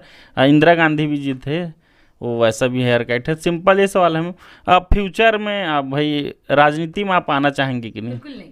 बिल्कुल बिल्कुल ही नहीं। मुझे राजनीति का बिल्कुल ही इंटरेस्ट नहीं है, क्योंकि मुझे समाज कार्य करना है। हाँ, बाबा साहब ने भी जो राजनीति में आए, बाबा साहब को भी बिल्कुल इंटरेस्ट नहीं था। बाबा साहब भी जो राजनीति में आए तो वो खाली समाज सेवा के लिए, क्योंकि उनको किसी ने कहा था कि तुम अगर बाबा साहब को कहा था कि तुम अगर समाज सेवा करना चाहते हैं, तुम अगर समाज के लिए कुछ करना चाहते हैं, तो तुम्हारे हाथ में सत्ता होना बहुत ज़रूरी है। अगर तुम्हारे हाथ में सत्ता है तो ही लोगों को भत्ता दे पाएंगे। तो इसीलिए बाबा साहब राजकारण में आए। तो मुझे फिलहाल तो अभी कोई इंटरेस्ट है नहीं राजकारण में। फ्यूचर अगर राजकारण में आना भी चाहूँ, अगर मेरे समाज का कुछ होता है, मेरे समाज का कुछ भला हो रहा है और मुझे लग रहा है कि इसके वजह से मेरे खुद होके, तो मुझे बिल्कुल राजनीति में इंटरेस्ट नहीं है। लेकिन अगर मेरे समाज कहता है कि मुझे लगता है कि ये करने से मेरे समाज का भला हो सकता है, ये करने से मेरे आगे की पीढ़ी आगे आ सकती है, अगर ऐसा कुछ हुआ, ऐसा कुछ हो रहा है, तो चलो वो भी जहर का प्याला पी लेंगे। इंटरेस्ट तो नहीं है। चलो बहुत सुंदर। सबसे खास बात और एक जानना चाहेंगे हम, आपके कुछ जीवन के फेवरेट चीज़ जानना चाहेंगे। तो मूवी वगैरह देखते हैं मैम? हाँ, देखती हूँ, मूवी देखती हूँ मैं। तो कभी कभी अभी तो फिलहाल मतलब ये काम में इतनी व्यस्त हो जाती हूँ। सबसे खास बात में ये भी पता चला आपका खुद का भी फिल्म आया है। जी जी जी, मेरा एक फिल्म आया था, स्ट्रगल। जैसा उसको संघर्ष भीम की बेटी का। तो जैसा स्ट्रगल एक जीने की आग, जैसा हिंदी में बोलते, तो संघर्ष एक भीम की बेटी का। तो उसमें जैसे मैं बचपने से जो मेरी स्टोरी है, मैं उसमें पूरी मेरी खुद की स्टोरी डाली हूँ। यही नहीं, अपना बायोग्राफी पूरी। और यही नहीं, तो वहाँ पे कलाकार भी मैंने सही बताए हैं। अगर मेरे भाई ने मेरे साथ झगड़ा किया होगा तो उसको सच्ची बताया, माँ को ओरिजिनल बताया, जो भी है मतलब सब कलाकार, मेरी भाभी ने पूरा ओरिजिनल बताया, उसमें जो भी हकीकत है। तो वो पिक्चर निकालने का कारण मेरा ऐसा था, खुद ही हीरोइन हूँ, खुद ही डायरेक्टर हूँ। हाँ, तो वो निकालने का कारण ऐसा था कि जैसे मैं कुछ लोगों को नई लेडीज़ जो होती है, बहुत सारी जगह देखिए आप, अगर कोई लेडीज़ के साथ गलत होता है तो एक तो वो लेडीज़ क्या करती है, आत्महत्या कर लेती है, खुदकुशी कर लेती है, या तो फिर गलत रास्ते चले जाती है कि अब क्या करूँ, मेरे को तो कोई सहारा नहीं है, क्या करूँ, अभी तो मुझे ऐसा करना ही पड़ेगा, तो गलत रास्ता चुन लेते हैं। तो उन लोगों के लिए मैंने वो पिक्चर निकाली कि नहीं, अगर हम चाहे तो हम क्या नहीं कर सकते। देखिए मैं कौन से यहाँ से आई, मैंने उसमें ये भी डाला, अगर मुझे किसी ने गलत नज़र से देखा होगा वो भी डाला मैंने उसमें, अगर किसी ने मेरा हाथ दबाया होगा मैंने वो भी डाला उसमें, कि देखिए कोई भी सीधे रास्ते लोग चलने नहीं देते। मैं भी आड़े टेढ़े रास्ते से आई हूँ, लेकिन यहाँ पे आई हूँ, इतना सब बर्दाश्त करके, ये सब सहन करके आज मैं अंजलि भारती बन सकती हूँ, तो आप क्यों नहीं। तो मेरा पिक्चर निकालने का कारण यही था कि चढ़ उतार इंसान के ही पीछे रहते हैं, मेरे पीछे तो बहुत ही आते रहते हैं, लेकिन संघर्ष की कहानी बोलो। बिल्कुल ऐसा संघर्ष आता है मेरे पीछे कि मैं आपको मतलब बताऊँ तो दिन भर आपको कम गिर जाएगा। तो चलो नेक्स्ट टाइम कभी मिला तो वो भी बातें करेंगे अपन। हाँ, तो इतने सब फिल्म मैम आपका बताते हैं। फेवरेट फिल्म में ऐसा मतलब कोई ज़्यादा नहीं देखती थी कि मुझे बहुत ही अच्छी फिल्म लगती है, ऐसा कुछ नहीं। मुझे पहले संजय दत्त जैसा पसंद आता था। संजय दत्त बड़ा अच्छा लगता था मुझे, जाबाज हीरो। सनी देओल बड़ा अच्छा लगता था मुझे, है ना। अब हीरोइन तो जैसे माधुरी दीक्षित बड़ी अच्छी लगती है मुझे, जिसका अभी नई हीरोइन में तो कोई पसंद नहीं है मुझे कि मुझे ये कोई फेवरेट है करके, ऐसा कोई लगता नहीं है। हाँ, लेकिन अभी नए में वो रणवीर कपूर अच्छा लगता है मुझे, उसका भी बड़ा अलग लुक रहता है, सबसे अलग नहीं क्या, तो अच्छा लगता है मुझे। हाँ, तो रणवीर कपूर नहीं, रणवीर सिंह। अच्छा, रणवीर दीपिका के हस्बैंड। हाँ, तो मतलब जो मुझे वो लोग अच्छे लगते हैं जो खुद स्ट्रगल करके आए हैं, जो खानदानी लोग हैं उनको हिरासत में मिला है सब, वो लोग मुझे बिल्कुल पसंद नहीं है। तुमको आयता मिला है ना, तुम्हारी काबिलियत क्या है, लेकिन जो संघर्ष करके आए हैं, जिनका इतिहास भूगोल कुछ नहीं। अब मेरे घर में कोई भी गाता नहीं है, आसपास में गाने में मतलब हमारे आज घर वालों का कोई संबंध ही नहीं है, लेकिन हम जहाँ से स्ट्रगल करके आए हैं आज यहाँ पे पहुँच गए। वैसे जो हीरो हीरोइन मतलब वो बोलते हैं ना, मछली के बच्चे को थोड़ी ना तैरना सिखाना पड़ता, वो तो ओरिजिनल रहते हैं, है ना। लेकिन जिनके पीछे कोई इतिहास भूगोल नहीं है, वो लोग जब ऊपर आते हैं तो वो हीरो रहे या विलन रहे या फिर ये बड़े लोग अच्छे लगते हैं मुझे। सिंगर में मैम आप गाना गाते हैं, सिंगर फेवरेट सिंगर आपके? फेवरेट सिंगर बहुत सारे हैं फेवरेट सिंगर, पर मुझे फिल्मी सिंगर तो बड़े अच्छे नहीं लगते हैं, बहुत ज़्यादा फिल्मी सिंगर। अब आपके लाइफ में खुद तो होंगे, उसके बाद नहीं, मुझे उदित नारायण अच्छे लगते हैं। अच्छा, एक आग उनका गाना नहीं, अभी फिल्मी गाने तो मैं गाती नहीं हूँ, पर वो अच्छे लगते हैं, उनका गाना अच्छा लगता है मुझे। सानू दाई चेनरे, वो भी अच्छे लगते हैं, अच्छा गाते हैं। अलका याग्निक अच्छी लगती है मुझे, अच्छा गाती है। तीनों एक ही समय के हैं? हाँ, तो तीनों उनके साथ में भी गाते हैं? हाँ, साथ में गाते हैं, तो उनके गाने अच्छे लगते हैं मुझे। और एक वो क्या, उनका नाम वो देवी का गाती है, वो बड़ी अच्छी लगती है मुझे सिंगर, मैं कभी कभी सुनते रहती हूँ। क्या नाम है उनका, ईशा, आइडिया नहीं मुझे। श्रेया घोषाल। हाँ, वो अच्छी श्रेया घोषाल। हाँ, वो अच्छी लगती है मुझे, अच्छा गाती है। और ख़ास बात तो अच्छा गाती च नहीं है, तो वो नेचर स्वभाव की भी बड़ी अच्छी है, हाँ, श्रेया घोषाल, तो वो अच्छी लगती है मुझे लेडीज़ में। चलो ये जान के बहुत ही अच्छा लगे हूँ। और दर्शक भी सबसे खास बात ये है आज जो कार्यक्रम कर रहे हैं बहुत ही सुंदर कार्यक्रम है मैम का। कुछ और सवाल करना चाहेंगे हम आपका। जैसे मेरे चैनल का खास कार्यक्रम रहता है मैम, ये सवाल मैं सभी से पूछा हूँ, एक छोटे बच्चे से लेके बड़े बड़े नेता मंत्री सभी से पूछा हूँ। तो सवाल सिंपल यही है मैम, जीवन क्या है? तो जीवन का परिभाषा क्या है आपके अनुसार? अभी देखिए, किसी किसी को ऐसा लगता है कि जीवन मतलब मेरे बच्चे, ये मेरा जीवन है। किसी किसी को ऐसा लगता है जीवन मतलब कोई रोज ड्रिंक करता है, तो कोई लगता है कि नहीं भाई, अपना जीवन दारू है भाई, मस्त रोज पियो खाओ और नहीं क्या मौज करो। किसी किसी का, हर किसी की जीवन की परिभाषा अलग होती है। हाँ, तो मेरा जीवन मतलब मुझे ऐसा लगता है कि मैं जितना समाज के लिए कुछ कर सकती हूँ, मेरे गाने के माध्यम से, मेरे प्रबोधन के माध्यम से, मुझे ना ही बच्चों का मोह है, ना ही मुझे घर का मोह है, ना ही मुझे खुद का मोह है। लोग सिंगर को ऐसा देखते कि मैं बहुत अच्छा लुकिंग हूँ इसलिए मुझे देखता है। मेरी बच्ची अभी आपने जो बोली कि बहुत काफ़ी फेमस है, हाँ। उसको मैं हमेशा बोलती रहती हूँ। अभी वो मेरे साथ भी बुद्ध गया में 1-1.5 महीना थी, और बच्चा भगवान करे उसको बहुत खुशियाँ दे, और काफ़ी अच्छी बच्ची है, और इंस्टा पे बहुत सारे रील्स बनाती है, पैसे भी अच्छे कमा लेती है जी। और बुद्ध गया में खास बात तो उसकी ये बताऊँ कि बुद्ध गया में उसने 1-1.5 महीने में जो भी पैसे कमाए होंगे पूरे दान किए उसने वहाँ पे। जैसे गरीबों को दान कर रही है, कपड़े बांट रही है, खाना बांट रही है, भिक्खू लोगों को खाना दे रही है, चिवर दे रही है। तो जब बच्चे कोई अच्छा काम करते हैं तो अच्छा लगता है।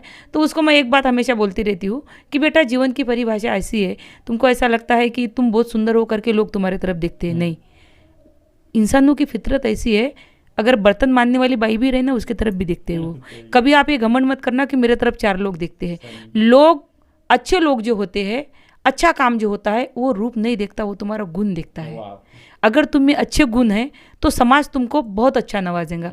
मेरे से अच्छे अच्छे कव्वाली लाइन में इतनी सुंदर सुंदर लेडीज़ें हैं, मैं कुछ भी नहीं हूँ, लेकिन मुझे इतना मालूम है, मैं स्टेज पे कभी कभी जो ये ऐसे जाती हूँ मैं मतलब ये मायने नहीं रखती कि मैंने ये करना चाहिए। कभी कभी तो ऐसा हो जाता कि हम गाड़ी में लेट हो गए और मेकअप नहीं कर रही, कुछ नहीं कर रही, बस ऐसे प्रोग्राम में जा रही हूँ, तो वहाँ पे जाके देखती हूँ कि मेरा चेहरा मत देखिए, मेरा गुण देखिए। मैं जो तुम्हारे लिए जो खजाना लेके आई हूँ ना, ये तुम्हारे बच्चों को दीजिए, आप भी लीजिए, काम में आएगा। सुंदरता आज देखेंगे, कल चले जाएंगे, ये कहाँ टिकने वाली है। उम्र के साथ तो हर किसी की सुंदरता ढलती है ना। तो मेरे जीवन की परिभाषा ये है कि जीवन वो है जो दूसरे को खुशियाँ दे। जीवन ये है जो दूसरे, खुद भूखा रह के दूसरे को खाना खिलाए।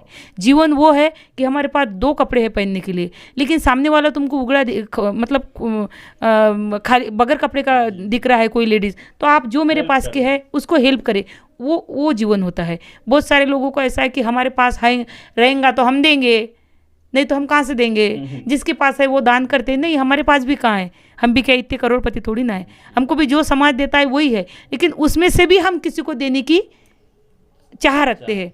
बच्ची भी मतलब आजकल की लड़कियां जैसे पैसे आ रहे तो अपना मेकअप देखेंगे, कितना कपड़े खरीद सकती हूँ, नहीं क्या। उसमें से मेरी बच्ची ये सोचती है, अभी उसका बर्थडे था तो मैं बोली कि बेटा बर्थडे को क्या करना है, तो बोले नहीं कुछ नहीं करना है, बर्थडे को क्या लोगों को खाना खिलाना, आजकल सभी के घर में खाने को कम नहीं है। तो मैंने बोली क्या करना चाहिए, मम्मी अभी बहुत ठंड गिर रही है ना, तो गरीब लोगों को कंबल बांट देते हैं। तो गई 200-300 कंबल लाके बांटे।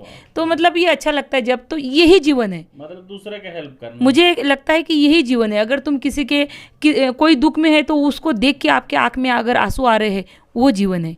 कोई मुसीबत में है, आप उसको मदद कर रहे हैं, वो जीवन है। अगर किसी को रहने का घर नहीं है, 2 दिन आप आपके घर में उसको रख रहे हैं, वो जीवन है। मेरे लिए जीवन की परिभाषा यही है जो दूसरों के काम में आते हैं, इसको ही जीवन कहते हैं। बहुत बहुत सुंदर विचार मैम आपके। सबसे खास बात ये मैम, एक वीडियो भी आपका वायरल हुआ था रोने वाला, तो थोड़ा कम शब्दों में क्या कहना चाहेंगे? रोने वाला एक था आपकी बिटिया के साथ। हाँ, तो रोना इसलिए आया था मुझे, मैं बड़ी इमोशनल लड़की हूँ, फट से मेरे अभी फर्राटे बोल रहे हो। जी जी, पर इमोशनल भी बहुत हूँ। डेयरिंग तो बाबा साहब ने भरा है मेरे में, कुट कुट के डरती तो नहीं हूँ, लेकिन इमोशनल भी बहुत जल्दी हो जाती हूँ। तो यहाँ पे रोने का कारण ऐसा था कि कोई मतलब बच्चा जब अच्छा काम करता है तो कोई भी माँ बाप को बड़ा सुकून मिलता है, प्राउड फील होता है। वहाँ पे कुछ लोग ये भी वो कह रहे थे मुझे कि आप च्योर लेने के बाद रोना नहीं चाहिए। मैं 10 दिन के लिए विपश्यना के लिए गई थी, विपश्यना के लिए गई। वहाँ पे मुझे ये रोने की परिभाषा समझाई गुरु, जो वहाँ की गुरु माँ थी। उन्होंने कहा है कि जब रोना आता है ना, इंसान को रो लेना चाहिए। रोने से दिल का बोझ हल्का हो जाता है। आप सोचिए, मुझे उन्होंने कहा कि ज़्यादा अटैक किसको आते हैं, जेंट्स या लेडीज़ को? तो मैंने कहा जेंट्स को, लेडीज़ को बहुत कम आते हैं। आप भी देखिए, कभी ज़्यादा दिल के दौरे जेंट्स को गिरते, लेडीज़ को नहीं गिरते। तो उसका कारण ये है कि लेडीज़ अपना मन रो के हल्का कर लेती है, जेंट्स रोते नहीं है, दबा लेते हैं। तो वो क्या, उनके छाती पे ऐसा बोझ रहता है। तो हर बात अगर आपको किसी की लोग बुरा बोल रहे हैं, ये मत देखिए। अगर ये दुश्मन है तुम्हारा और वो अच्छा काम कर रहा है तो उसकी तारीफ करो, उसको अच्छा बोलो। अगर अच्छा है तो, अच्छा दिख रहा है तो, फिर वो अपना बच्चा रहे या दूसरा बच्चा रहे, अगर कोई अच्छा काम कर रहा है तो मैं बहुत इमोशनल हूँ। मुझे आँख में आंसू इसलिए आ जाते हैं कि एक बच्चा जिसका मतलब इतनी समझ नहीं है, ये समझ नहीं होने के बाद उनको ये समझ रहा है प्राणी मात्रा पे दया करना, जैसा ये प्राणी मात्रा पे दया करना चाहिए, या कोई भूखा है तो उसको खाना खिलाना चाहिए। तो ये सब देख के मैं बहुत जल्दी इमोशनल हो जाती हूँ। अच्छा काम कर रही थी बच्ची, इसीलिए उस दिन मैं बहुत इमोशनल हो गई। मुझे अच्छा लगा कि ऐसे ही मतलब हर किसी के बच्चे ऐसा काम करे, क्योंकि ये जीवन नश्वर है, कुछ भी नहीं है, अनित्य है ये सब। ये तुम्हारे पास जो भी है ना, गाड़ी बंगला, ये जो इसके पहले ऐसा था, मुझे कहीं जा रही तो गाड़ी होना, कहीं जा रही हूँ तो चप्पल पैर में ऐसी नहीं ऐसी होना, लेकिन अभी कुछ भी नहीं लगता है। अभी कैसे भी चले जाऊँ बड़ा सुकून मिलता है, कैसे भी चले जाऊँ। तो आज भी मैं इमोशनल हूँ। आज भी जैसा स्टेज पे भी मैं कुछ रमाई गाऊंगी, ओरिजिनल जो विषय मैं पेश करूंगी, तो वो दुख देख के मेरे आँख में आंसू आ जाते हैं। तो वो ऐसा समझ लीजिए कि वो मेरी दिल की बात है। दिल मेरा बड़ा दुखता है, किसी को दुखी देख के मैं अच्छा ये नहीं हो पाती हूँ। किसी ने अच्छा काम किए तो भी मेरे आँख में आंसू आते हैं, किसी का दुख है तो भी मेरे आँख में आंसू आते हैं। क्यों आते हैं मालूम नहीं, पर आते हैं। चलो, बहुत सुंदर विचार है मैम आपके। सिंगर है मैम, कुछ सवाल और करेंगे, लेकिन उससे पहले आप सिंगर है तो कुछ गाना सुनना चाहेंगे मैम। इसमें आपके जो सबसे आपका मनपसंद गाना होगा, जो आपका फेवरेट गाना होगा, वो 2 लाइन। फेवरेट तो अभी ये भीमाची वागिनी मेरा है, लेकिन उसके बाद अभी मैं ये जो चिवर लिया था, तो सब मुझे पूछ रहे थे कि आपको कैसा लगा ये 3 महीने का चिवर लेके। तो उस पर एक गाना गाई हूँ मैं। बुद्ध शरण में आकर मैंने, बुद्ध शरण में आकर मैंने, कैसे कहूँ क्या पाया है, कैसे कहूँ क्या पाया है। भूल गई मैं गाना भी। वाह, चलो, बहुत बहुत सुंदर राग था मैम। कवाली मैम, एक आग 2 लाइन। झूठ का दर्पण टूट गया है, सत्य का दीप जलाया है। क्योंकि कल ही प्रोग्राम से आई हूँ गोंदिया से, थोड़ा आवाज़ बैठा है। बुद्ध शरण में आकर मैंने। 1-2 लाइन कवाली में। कवाली जैसे अभी गज़ल विज़ल गाते हैं, ये गाते हैं, वो गाते हैं, पर ज़्यादातर मैं बाबा साहब ही गाती हूँ। तो मेरे हिसाब से बाबा साहब बुद्ध यही गाओ तो अच्छा है। बिल्कुल। मेरा सबसे पहले मैं जो आपको बोली थी कि पहला कैसेट निकला था मेरा, भीम दीवानी भीम की बेटी गम गर गर सा, भीम दीवानी भीम की बेटी बुरी नज़र ना डालो मुझ पर, अरे हाथों में लेकर नीला खंजर मारूंगी मैं घर में घुसकर, हाथों में लेकर नीला खंजर मारूंगी मैं घर में घुसकर। तो मतलब शुरुआत मेरी ऐसी हो गई है कि बाबा साहब के बारे में अगर कुछ बोलेंगे तो ना ही मरने से डरूंगी, ना ही आप लोगों को मारने से डरूंगी। जी बिल्कुल, बहुत बहुत सुंदर मैम, काफ़ी निडर वाला गाना था मैम ये, है नहीं ऐसा लगा। सबसे खास बात मैम ये एक और हमारे चैनल का खास कार्यक्रम रहता है, छत्तीसगढ़ी में इसको बोलते हैं मैम जनौला। उसका मतलब हिंदी में होता है पहेलिया। तो बचपन में आप पढ़े भी होंगे, पढ़ाई में भी रहता है, मनोरंजन के लिए जो पहेलियाँ पूछते हैं, बूझो तो जाने जैसे रहता है। तो अगर आप इजाज़त देंगे तो पूछना चाहूँगा मैं। जी पूछिए, अगर मुझे आता है तो मैं आंसर दूंगी, बताइए, बिल्कुल पूछिए आप। ये बचपन में काफ़ी सुने होंगे मैम, बहुत ही सिंपल है। ये है मैम, एक ऐसा फूल है जिसका ना तो कोई रंग होता है और ना ही उसका कोई महक होता है, मतलब उसमें सुगंध भी नहीं होता है और ना कोई रंग, लेकिन वो फिर भी फूल है। बताओ क्या चीज़ है? नहीं, मेरे हिसाब से तो ऐसा कोई फूल नहीं है कि जिसका रंग नहीं है, लेकिन आप एक पहेली के तौर पे पूछ रहे हैं मुझे, तो चलो दर्शकों को भी अच्छा लगेगा।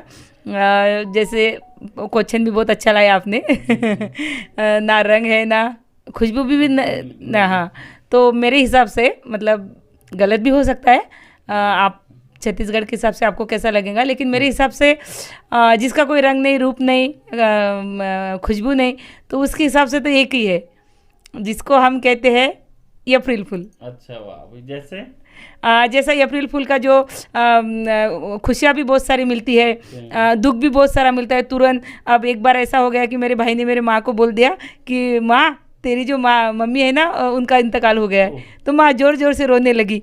और जैसा मेरे भाई ने बोला, अरे माँ मैं मजाक कर रहा हूँ, ये अप्रैल फूल आज 1 तारीख है, तो मेरी माँ एकदम जोर जोर से हंस रही। तो मतलब ये बड़े खुशी का दिन होता है अप्रैल फूल में। और जो किसी को फ़ोन नहीं करता है वो भी उस दिन फ़ोन कर लेता है, चलो मजाक के तौर पर ही व्हाट्सएप में भी शादी कार्ड भेज देते हैं, बिल्कुल हाँ कि बिल्कुल आना है करके। और कभी फ़ोन नहीं करा वो फ़ोन कर देता है, एक आधा दोस्त फ़ोन कर देता है, अरे आप कहाँ पे है, तो आज आए नहीं आप, वो ऐसा हो गया था। तो कितने बार तो ऐसा हो गया कि मैंने मेरे भाई को मतलब रेलवे स्टेशन में बुलाया कि मैं आई हूँ, मुझे लेने आ जा करके। तो ये बहुत खुशी का माहौल होता है। तो इसीलिए इसमें रंग नहीं, रूप नहीं, खुशबू नहीं, लेकिन इन फूलों से भी सुंदर फूल है ये, जिसको कहते हैं ये अप्रैल फूल। वाह, बहुत बहुत सुंदर में। सबसे खास बात, बहुत ही अच्छा इसका जानकारी बताया मैं, बिल्कुल बहुत ही सही जवाब रहा। सबसे खास बात में एक और सवाल आपसे करना चाहेंगे, जो युवा हैं, जो चैनल को देख रहे हैं, जो युवा पीढ़ी के लोग हैं, चाहे वो नारी शक्ति हो, मातृशक्ति हो, ये युवा वर्ग के हो, उनको क्या कहना चाहेंगे, संदेश क्या देना चाहेंगे? उनको तो मैं ये संदेश देना चाहूँगी, जो नए बच्चे हैं जो अभी अच्छा गा रहे हैं, चाहे किसी को भी फॉलो करते हो पर गाते हो, सबसे पहले तो मैं हर किसी गायक को यही कहूँगी कि हर किसी ने अपनी छवि पैदा करना चाहिए, अपनी पहचान पैदा करना चाहिए। जैसा किसी की अपन कॉपी कर रहे हैं तो उसको यही कहेंगे कि किसका है, अच्छा भी है, जिसको नहीं कोई करती भी है तो अच्छा है।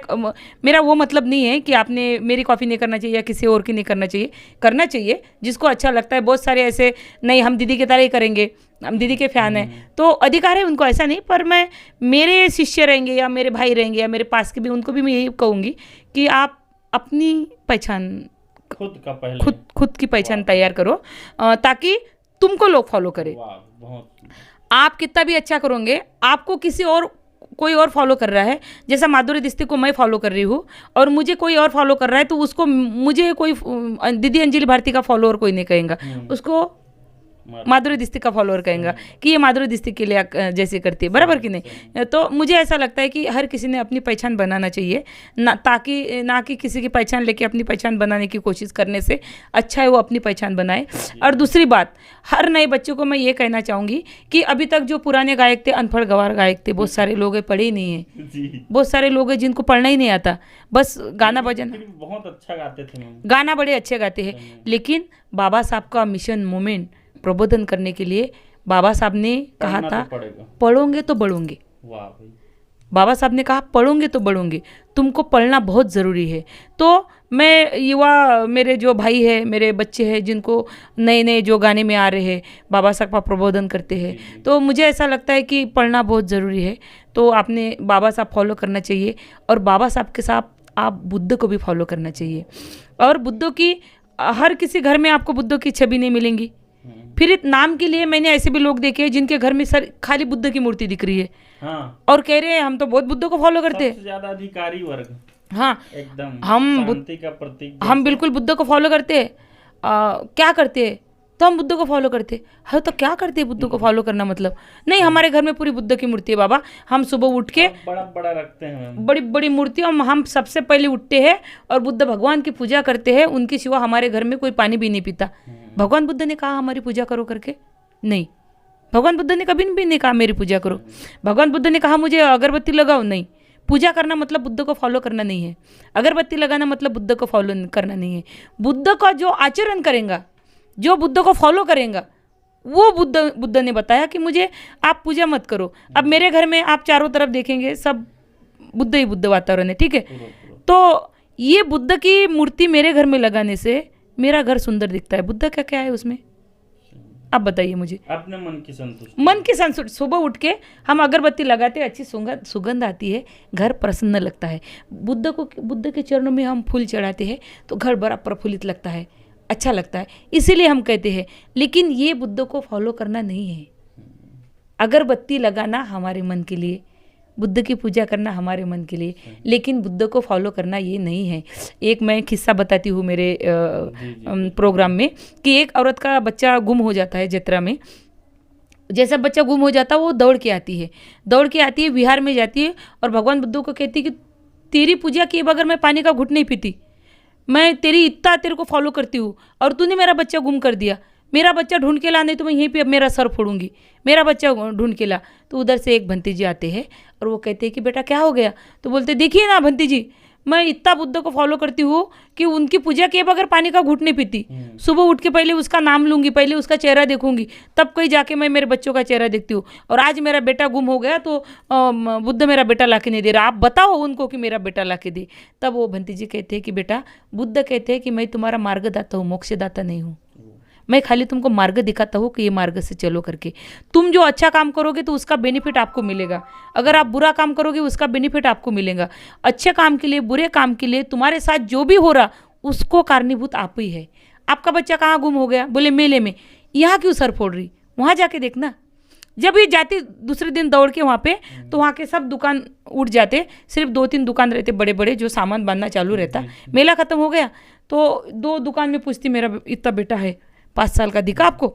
2-3 तो एक दुकान वाले को पूछती भैया ऐसा टेबल लगा रहता, भैया मेरा 5 साल का बेटा है, इतना आपको दिखा क्या? वो बेटा बोलते अच्छा तो तू है उसकी माँ? इतनी बेशरम माँ है बोलते। इतने से बच्चे को कोई छोड़ के जाता है क्या बोलते? रात भरे से वो बच्चा यहाँ पे रो रो के बेचारा उसके बुरे हाल हो गए बोलते। मैंने यहाँ पे उसको बिठा के रखा, देखो रो रो के सो गया बोलते। कितनी लापरवाह माँ है बोलते तू कि बच्चों को छोड़ के घर चली गई। तब उसके समझ में आ जाता कि नहीं, मैं अगर यहीं पे मेरे बच्चों को ढूंढती थी तो मेरा बच्चा आज यहीं पे दिख जाता था। मुझे घर जाने, क्योंकि मैंने मेरे बच्चे का हाथ छोड़ा, मैंने बेपरवाही से मेरे बच्चों को लेके मेले में घूमने आई, तो इसके लिए कारण मैं हूँ। मैं बुद्ध के पास जाके क्या सर फोड़ूं? तब उसके समझ में आता कि हमारे साथ जो भी अच्छा बुरा होता है वो खाली हमारे ही कर्मों का फल होता है, हमारे ही स्वभाव का फल होता है। तो बुद्ध खाली मार्ग दिखाते, वो मार्ग से अगर चलोगे तो तुम्हारा अच्छा ही अच्छा होगा। तो मुझे ऐसा लगता है कि हर युवा पीढ़ी ने, हर गायक ने बुद्ध को फॉलो करना चाहिए और उनके मार्ग से उन्होंने जो रास्ता दिखाया वो रास्ते से चलने की कोशिश करना चाहिए।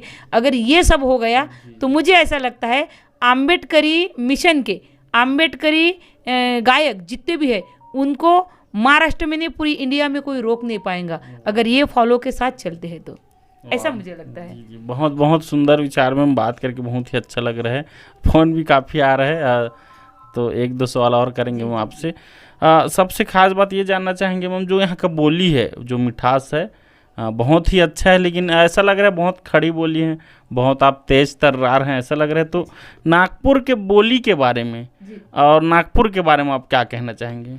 नहीं, एक्चुअली क्या है मालूम, मतलब आप लोग जो हो, जैसे छत्तीसगढ़ से हो, तो आपकी जो हिंदी भाषा होती है ये बड़ी क्यूअल और रिस्पेक्टली भाषा होती है। अच्छा। जी, और हमारे इधर मतलब रिस्पेक्टली है, मतलब आपके इसमें बहुत सारा प्यार है और हमारे इसमें नहीं है, ऐसा कुछ भी नहीं है। हमारी जो भाषा होती है, जैसा मराठी में बोले चलगा, चलना, बैठा ही जाए, मतलब ये बहुत बड़ा प्यार है उसमें कि सुबह से बैठा है, खाना नहीं खाया तो जैसा बोलेंगे। अभी मेरी बच्ची कहती है मुझे, तो मेरा एक स्वभाव है पहले से, जैसा बच्ची ने कुछ सुना नहीं तो मैं उसको 2 झापड़ मारूंगी। अब मारने के बाद बहुत सारी माएँ ऐसी होती है जो बच्चे को अपने पास में लेती है, उसको नहीं बेटा जान देना माँ, अभी नहीं करूँगी ना, जाना माँ, मारा सॉरी ना बेटा, चलो ना खाना। मैं ऐसा नहीं बोलती हूँ, तो मैं बोलती हूँ खाना नहीं खा रही, खाना खा रही कि मार खा रही, चलो उठ जल्दी। अब मेरे को उसको खाना खिलाना है, बच्ची मेरी भूखी है ना, तो मेरे को उसको खाना खिलाना है।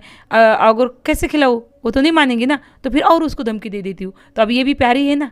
तो हमारी जो भाषा है आपको रफ लगती है, ये रफ भाषा नहीं है, बहुत मोहब्बत वाली भाषा है। रफ नहीं है, कड़क थोड़ा। कड़क भी नहीं है, ये बहुत मोहब्बत वाली भाषा है हमारे नागपुर में। हाँ, वो वैसे ही चाहिए, मतलब जैसे आप किसी को बोलना चाहेंगे तो आप अलग बोलेंगे, चलो ना भाई कितना टाइम हो गया, चल जाना है ना। हमारे एंडिंग वर्ड में जो है ना ठहराव रहता है। हाँ, तो आपके इसमें ये ऐसा लगता है कि बड़ी प्यार वाली भाषा हमारी।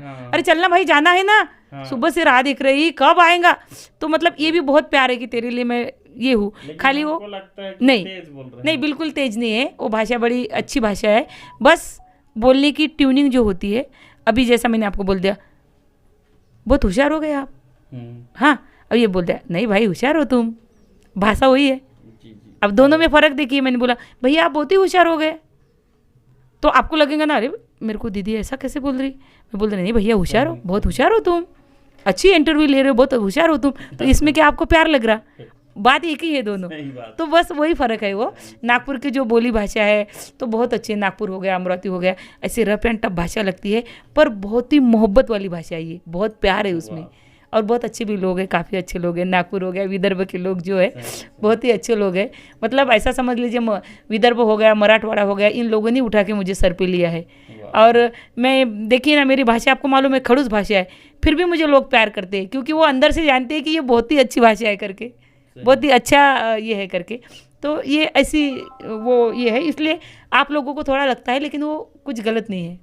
चलो बात करके बहुत ही अच्छा लगा। हम सबसे खास बात ये जानना चाहेंगे आपका जो नाम है उसमें दीदी वर्ड है, तो ये बचपन से है कि मतलब कैसा है इसका कहानी? नहीं, ये तो बचपन से है। मतलब मैं बताई पहले आपको मैं कि मैं बहुत अच्छे घर से हूँ, माँ बाप के यहाँ कुछ कम नहीं था, और मैं घर में सबसे छोटी थी, तो बड़े नाजों से पाला मेरे घर वालों ने मुझे। तो जब छोटी थी तो बचपने से, अभी तो ऐसा है कि हर बच्चों को अपन दीदी बोलते हैं अभी के इसमें, लेकिन मेरा जो मतलब 35-36 साल पहले का जो जन्म है, उसके पहले कोई दीदी ताई नहीं बोलता था, डायरेक्ट नाम लेता था। तो तब मैं घर में सब छोटी थी, और काफ़ी अच्छे लोग थे घर में, तो छोटी हो करके सब मुझे दीदी बोलते थे। मेरे पिताजी दीदी बोलते थे, आज भी मेरी माँ दीदी बोलती है, और ख़ास तौर पर मेरे पति मेरे को दीदी बोलते हैं। ये भी मतलब, तो तब से वो दीदी नाम गिरा। उसके बाद घर वाले बोलते हैं वो बात अलग है, लेकिन ये कव्वाली दुनिया में, प्रबोधन की दुनिया में कुछ कुछ लोगों को ऐसा लगता है कि नहीं, वो हक है, वो जो मतलब बाबा साहब का प्रबोधन करते हैं, बाबा साहब का इतना मिशन चला रहे हैं, मतलब ना मरने से डरते ना कुछ डरते, तो वो हक है, उनको कोई ऐसी भाषा से बोलना ही नहीं चाहिए। वो हमारे समाज की दीदी है, तो आज लोग गर्व से बोलते हैं कि नहीं हमारे दीदी बोले तो बड़ी बात नहीं करती। आप किसको भी बोल देंगे कि अरे भैया आपका वो प्रोग्राम लेना है, वो दीदी का फ़ोन आया था, तो वो समझ जाएंगे अंजलि दीदी है करके। तो अभी बहुत सारे लोग हैं कि जैसा गुरु माँ बोल देते हैं मुझे, तो अभी तो एक नया नाम गिरा दिया उन्होंने, दीदी माँ गिरा दिया मुझे। तो अच्छा लगता है, मतलब ये जो नाम देते हैं, जैसा ये भीमाची वागिन हो गया, ये भी सब समाज ने दिया हुआ है मुझे, मेरा कुछ भी नहीं है, ये जो भी दिया है ये सब, हाँ, भीमाची वागिन भी लोगों ने नाम दिया है मुझे। ये दीदी भी ऐसा समझ लीजिए, बचपने में घर में बोलते थे, फिर भी घर की बात अलग होती है, घर में बहुत सारे लोग अलग नाम रहता है, लेकिन बाहर अलग नाम से फेमस होते हैं। बाहर जो फेमस हुई हूँ मैं, तो बाबा साहब की बेटी हूँ, ये मुझे दीदी समाज ने ही वोट दिया है, समाज ही मुझे गर्व से दीदी कहता है कि ये सही में बाबा साहब की बेटी है, मतलब हमारी बहन है। तो कौन हो गई? आप हो गए, दीदी हो गई ना। तो मतलब मेरे समाज का कहना है ये बाबा साहब की बेटी है, झुंझार बेटी है, ऐसी बाबा साहब की बेटी हर घर से निकलना चाहिए, ये बाबा साहब की बेटी है, बुद्ध की बेटी है, तो हम भी बाबा साहब के बेटे हैं, तो हमारी कौन हो गई? दीदी। तो इसीलिए मैं समाज की पूरी दीदी हो गई हूँ, क्योंकि उनको ऐसा लगता है कि ये झुंझार बाबा साहब की बेटी है। हाँ बिल्कुल बिल्कुल बिल्कुल। तो अच्छा लगता है कि आज 80 साल का बुजुर्ग भी मुझे दीदी कहता है, तो मतलब ये गर्व की बात नहीं, लेकिन अच्छा है कि मुझे उस काबिल समझते हैं। एक ब्रांड बन गया, टाइटल ब्रांड बन गया है, बिल्कुल बिल्कुल ब्रांड बन गया है। चलो साथ में ये भी जानना चाहेंगे मैम हम आपसे, बात करके इतना बहुत ही अच्छा लगा। तो हमारा जो मीडिया है मैम, इसके द्वारा एक फिल्म बन रहा है सच्चा आदिवासी एक वीर योद्धा, तो उस पर आप क्या कहना चाहेंगे या कैसा सपोर्ट रहेगा आपका? नहीं, मेरा सपोर्ट मतलब आपकी मूवी जो है आपने बताई मुझे, लेकिन किस पे आधारित है वो मुझे आइडिया नहीं। आदिवासी कल्चर। अच्छा, तो अगर उस पे है तो मेरा जो भी सहयोग लगेगा आपको, जो भी मदद लगेगी, क्योंकि जो ऐसे होते हैं गाना बिल्कुल गाने के लिए आप अगर आपको लगता है कि मैं उसके लिए वो मूवी के लिए गाना गाऊँ तो मैं वो भी गा सकती हूँ आपके लिए। और आप जो आदिवासी लोगों के लिए निकाल रहे हैं ना फिल्म, तो मतलब जाहिर सी बात है कि उनका ही लोगों को दिखा रहे कि देखिए इनके कैसे दिन है बेचारों के, कैसे रहते हैं, नहीं क्या? तो वो ज़रूर है लोगों के सामने आना। बहुत सारे लोग हैं अभी मीडिया के वजह से, ऑनलाइन की वजह से लोगों के सामने आ रहा है कि बहुत सारे लोगों के साथ क्या हो रहा है। पहले तो समझ में नहीं आता था, तो ये तो बहुत बड़ी बात है आपके लिए। बहुत मतलब शुभकामनाएं आपको मेरी कि आप वो मूवी निकाल के लोगों के सामने रख रहे हैं कि इन लोगों को भी सपोर्ट करना चाहिए, और मूवी की वजह से लोगों को उनकी व्यथा समझ में आती है कि क्या हो रही है। तो आपको जो भी मेरे तरफ से सहयोग लगेगा, जैसा गाने का और भी जो भी है कि मुझे, तो बिल्कुल मैं कभी भी आपके लिए तैयार हूँ। ऐसे काम के लिए तो मैं कभी भी तैयार होती हूँ। बहुत बहुत धन्यवाद मैम इतना सपोर्ट करने के लिए। और इसके साथ एक और सवाल रहेगा मैम, प्रोग्राम का जिक्र कर रहे थे आप, तो अब तक आपने कहाँ कहाँ प्रोग्राम दिए हैं और वो सम्मान कहाँ कहाँ से मिला है मैम? ये तो बताइए कि मैं सम्मान की पुतली हूँ। जहाँ भी जाती हूँ यूपी, बिहार, मध्य प्रदेश, आंध्रा, कर्नाटक, छत्तीसगढ़, हर जगह मेरे प्रोग्राम होते हैं। कितने बार आए हैं? छत्तीसगढ़ में मैं भिलाई में आई हूँ, रायपुर में आई हूँ, दुर्ग में आई हूँ। दुर्ग में 2-3 साल गई हूँ, भिलाई में 2-3 साल गई हूँ, ये गई हूँ। तो मतलब अपने से रायपुर, बिलासपुर साइड का भी? बिलासपुर में तो बहुत मतलब जब मेरी शुरुआत थी उस वक्त एक बार गई थी, उसके बाद बिलासपुर नहीं गई। पर फ़ोन आते हैं मुझे उधर से कभी कभी। बिल्कुल बिल्कुल आएंगे, फ़ोन आते हैं, मतलब कुछ फीस के वजह से आगे पीछे हो जाता है। क्योंकि हाँ, लंबा भी गिरता है तो वो भी उसकी वजह से। तो सभी तरफ गई हूँ और लोगों ने मुझे इतना प्यार दिया है। अभी देखिए बोध गया जैसे पवित्र भूमि पे, जहाँ बुद्ध को ज्ञान की प्राप्ति हो गई, वो भूमि पे आज तक विदर्भ का कोई गायक गया नहीं होगा, आज तक नहीं। पर अंजलि भारती ने रिकॉर्ड तोड़ दिया, 2 बार वहाँ पे गा के आ गई हूँ। मतलब ये मेरा अहोभाग्य बोलूँगी मैं कि उस भूमि पे लोग गए नहीं हैं अभी तक, जाने के लिए तरसते कि वो चौखट हमें दिखे, वो मिट्टी हमें स्पर्श करने को मिले, जहाँ भगवान बुद्ध वहाँ पे ज्ञान की प्राप्ति हुई, जहाँ भगवान बुद्ध 6 साल बैठे, ऐसी जगह जाने को मिले। तो मैं ऐसी जगह 2 बार गा के आ गई हूँ पार्टी के साथ। तो मुझे तो ऐसा लगता है कि मेरे से ज़्यादा भाग्यशाली कोई लेडीज़ हो ही नहीं सकती कव्वाली लाइन में। वही नहीं तो उसके वजह से मुझे ये 3 महीने का जो चीवर हुआ, श्रीलंका में गई मैं। क्या श्रीलंका देश है, पूरा बुद्ध का देश है। वो वहाँ पे जाके मतलब जो अपनापन, जो बुद्ध के प्रति जो है, वो हमारे इंडिया में देखने को नहीं मिलता। दुख भी होता है कभी कभी। देखो श्रीलंका कितना छोटा देश है, बहुत सारी महंगाई है, लेकिन श्रीलंका में हिंदू, मुसलमान, सिख, ईसाई हर किसी के घर में आपको बुद्ध मिलेगा। हर किसी के घर में, चौक चौक में आपको बुद्ध मिलेगा। क्योंकि सबसे ज़्यादा बुद्ध को विदेशी लोग फॉलो करते हैं। कितना उनके चेहरे पे एकदम ऐसी मासूमियत, एकदम शांतता उनके चेहरे पे। ऐसा लगता है कि उनका चेहरा देखो तो ऐसा लगता है अपने को तो ये कहाँ से आ गए, मतलब इनके चेहरे पे इतनी सुंदरता कैसे है, जबकि चपटे नापटे रहते हैं, लेकिन उनके चेहरे का जो ग्लो रहता है। ताकि फ़र्क ये है कि वो बुद्ध को फॉलो करते हैं, और जो भी बुद्ध को फॉलो करता है उनके चेहरे की रौनक ही अलग रहती है। मुझे ऐसा लगता है, तो अच्छा भी लगता है। और ये आपने जो पूछे कि कहाँ का पुरस्कार मिला है, तो मैं आपको बोली कि मैं पुरस्कार की पुतली हूँ। जहाँ जो भी गांव में जाती हूँ तो सबसे बड़ा पुरस्कार तो मेरा ये था। जो प्रोग्राम में सबसे पहले मैंने आनंद सिंधी के साथ प्रोग्राम था मेरा मुकाबला चैम्बूर में, और वो मुकाबला हुआ रात के 11 से सुबह से 11 बजे तक, सुबह 11 बजे तक। हाँ, तो जो आखिरी का प्रोग्राम हुआ तो एक हमारा लोकगीत का टाइटल था, अरे अरे पोरा धीर धर जरा, असा का बावरला जैसा कुतरा कावरला। तो उसका उसने उसके बाद टन गया, तो उसने कहा आनंद शिंदे ने कि बोले मैं कुत्ता तो ये कौन है बोले। तो उसको लगा कि लोग सामने के लोग रहते ना, चिड़ीमार लड़के रहते, तो तुम कुत्ता, ये कुत्ता तो ये कुत्ती, ऐसा बोल देंगे लोग। लेकिन जैसा उसने बोला, बोले मैं कुत्ता ये कौन है बोले, तो सब लोग लड़के खड़े हुए बोले ये तो भीमाची वाघिनी बोले। वाह, तो ये मेरा सबसे बड़ा पुरस्कार था। सही। इससे बड़ा मेरे लिए कोई पुरस्कार नहीं। जो मुझे ऐसे ट्रॉफी मिली है, पुरस्कार मिला है, ये मेरे लिए नथिंग है। ये जो मुझे पब्लिक से नाम मिला है, अरे ये भीमाची वाघिनी बोले, ये तो नागपुर नागिने बोले, मतलब ऐसा जब मुझे लोगों के इसमें से 2-3 प्रोग्राम में ऐसा ये आया, तो ये मेरे लिए सबसे बड़ा पुरस्कार था।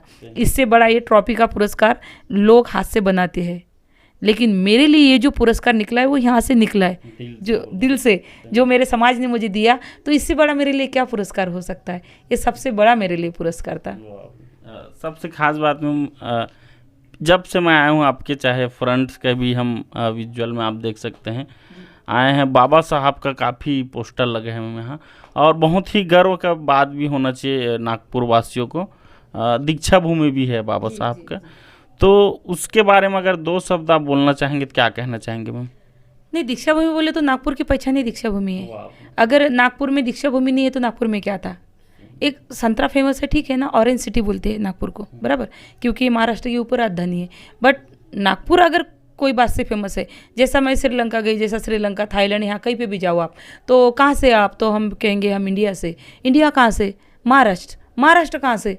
तो नागपुर, फट से पहचान जाएंगे वो। दीक्षा भूमि। हाँ, तो ये नागपुर जो है, मतलब दीक्षा भूमि की वजह से मुझे ऐसा लगता है कि नागपुर खाली एक नागपुर था, लेकिन उसको जो आकार आ गया है लोगों के दिलो दिमाग में घुसने का, नागपुर, ये दीक्षा भूमि की वजह से आया है। दीक्षा भूमि है करके नागपुर की शान है, दीक्षा भूमि। और मैं जैसे मेरे सामने रहता है भीमाची वाघिन, नागपुरची नागिन। अब कुछ कुछ लेडीज़ों को नहीं समझ में आता, कुछ कुछ लेडीज़ को आता है, ले लिया वो, नागिन भी है, शेरनी भी है। हाँ, तो वो क्या लगा देंगे, नागपुरची नागिन, अपने सॉरी भीमाची वाघिन, अमरावतीची नागिन, वो लगा देंगे। आयता ही उठा के, अब अंजलि भारती का दीदी का है ना, तो ले लेंगे। अब मेरा है भीमाची वाघिन, नागपुरची नागिन। अब भीमाची वाघिन तो ठीक है, कोई भी लगा सकता है। भीमाची वाघिन ये मुझे समाज ने दिया है, और मेरा कैसेट फेमस है, फिर भी किसी पे रोक टोक नहीं, कोई भी अपने आप को, मैं तो चाहती हूँ कि हर लेडीज़, हर लड़की भीमाची वाघिन है, और होना चाहिए। हर घर से भीमाची वाघिन नहीं निकलना चाहिए, भीम की शेर नहीं निकलना चाहिए। मतलब हिंदी में आप भीम की शेरनी बोलते, तो हर घर में भीम की शेरनी निकलना चाहिए। तो कुछ लेडीज़ों को, कुछ कुछ गायिका ऐसे है, आयता ही हेडिंग उठाएंगे, भीमाची वाघिन, अमरावतीची नागिन, भीमाची वाघिन, मुंबईची नागिन। तो उनको यही परिभाषा मालूम नहीं, वाघिन लगा सकते, नागिन नहीं लगा सकते। मैं नागपुर की नागिन इसीलिए लगाती हूँ कि हम नागवंशी लोग हैं नागपुर के। तो ये सिर्फ नागपुर की ही लेडीज़ नागपुर लगा सकती है, नागपुरची नागिन, क्योंकि नागवंशी, यहाँ पे नागवंशी राजा था नागपुर में, तो ये यहाँ पे नाग नदी है।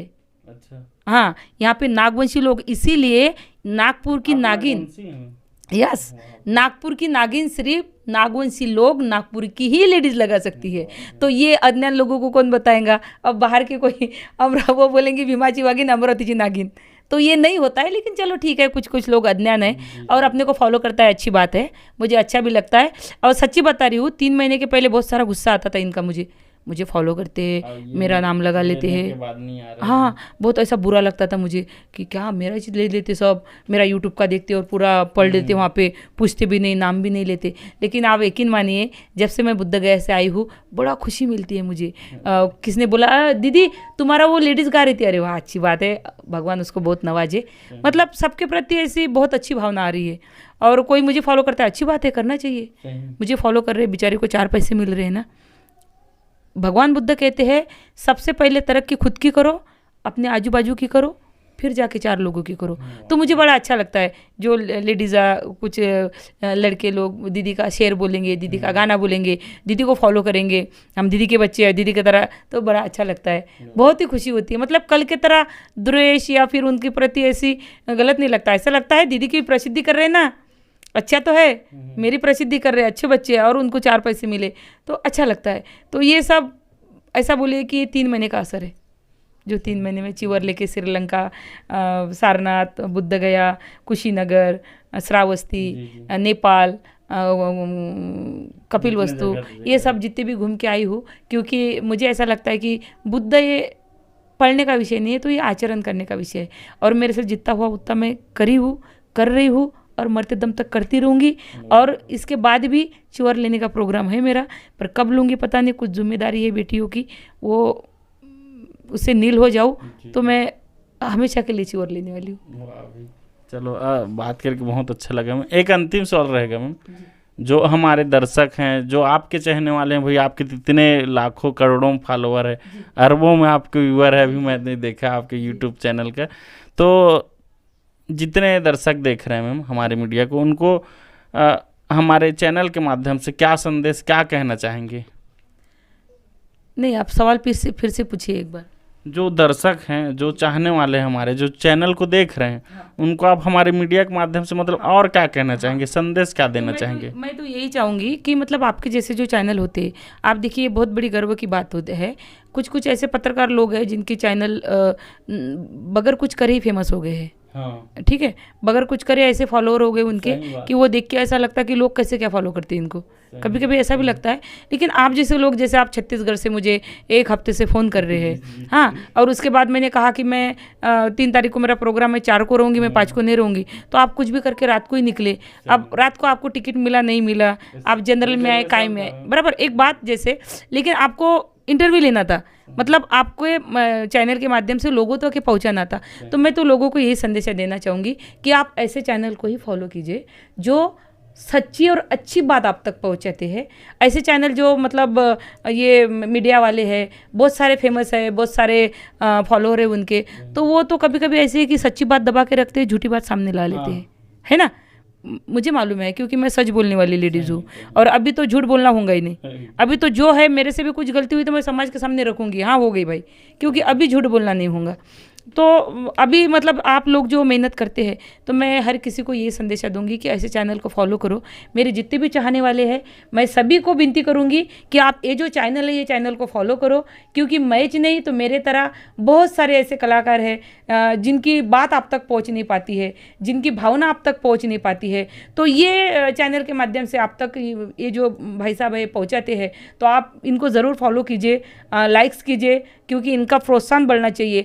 आज ये छत्तीसगढ़ से नागपुर में मेरी मुलाकात लेने के लिए आए, आप इनका हौसला इतना मतलब बढ़ाइए कि ये यहाँ से बम्बई जाना चाहिए और बड़े बड़े लोगों के इंटरव्यू लेना चाहिए। तो बस मैं यही कहूँगी कि आप बिल्कुल फॉलो कीजिए, सब्सक्राइबर कीजिए और लाइक्स कीजिए ये चैनल को, और बिल्कुल सपोर्ट कीजिए। अगर आप अच्छे हैं तो, अगर मुझे फॉलो करते हैं और आपको लगता है कि अच्छी बातें आप तक पहुंचना चाहिए, तो अच्छी बातों के लिए आप ऐसे चैनल को ही फॉलो कीजिए। मैं तो मेरे दर्शकों को यही कहना चाहूँगी। बहुत बहुत धन्यवाद मैम, और आपका आशीर्वाद, प्यार, सहयोग ऐसा ही बना रहे, और अपना कीमती समय देने के लिए बहुत बहुत धन्यवाद मैम। आपसे अब बात करके बहुत ही अच्छा लगा मैम आपसे। धन्यवाद। जय भीम, नमो बुद्धाय, जय संविधान, जय महाराष्ट्र।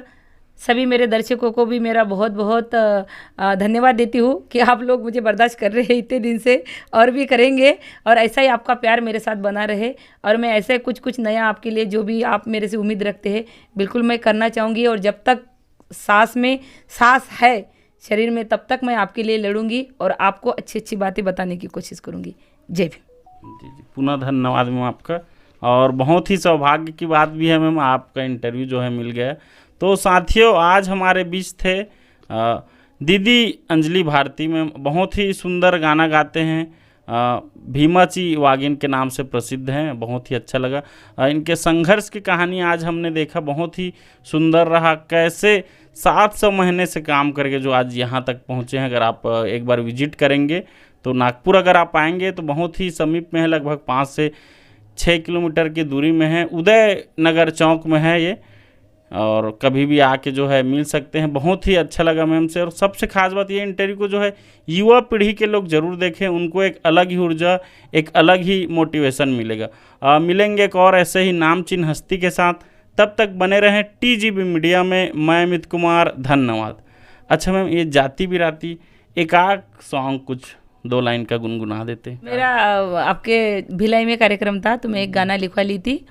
दुनिया भर के विद्वान मनमा ओखर चर्चा होइस, दुनिया भर के विद्वान मनमा ओखर चर्चा होइस, अरे भीमराव अंबेडकर जैसा कोनो नहीं होइस, भीमराव अंबेडकर जैसा कोनो नहीं होइस। ये गाना मैं आपके छत्तीसगढ़ में गाई थी, और बहुत सारे बहुत सारे लोगों ने पसंद भी किया था, और बहुत सारे लोगों ने रिस्पॉन्स दिया था, बड़ा अच्छा लगा था। फिर उसके बाद नहीं गाई, पर वहाँ पे गाई थी। चलो पुनः धन्यवाद मैम, बात करके एकदम बहुत ही अच्छा लगा मैम, पुनः धन्यवाद आपका।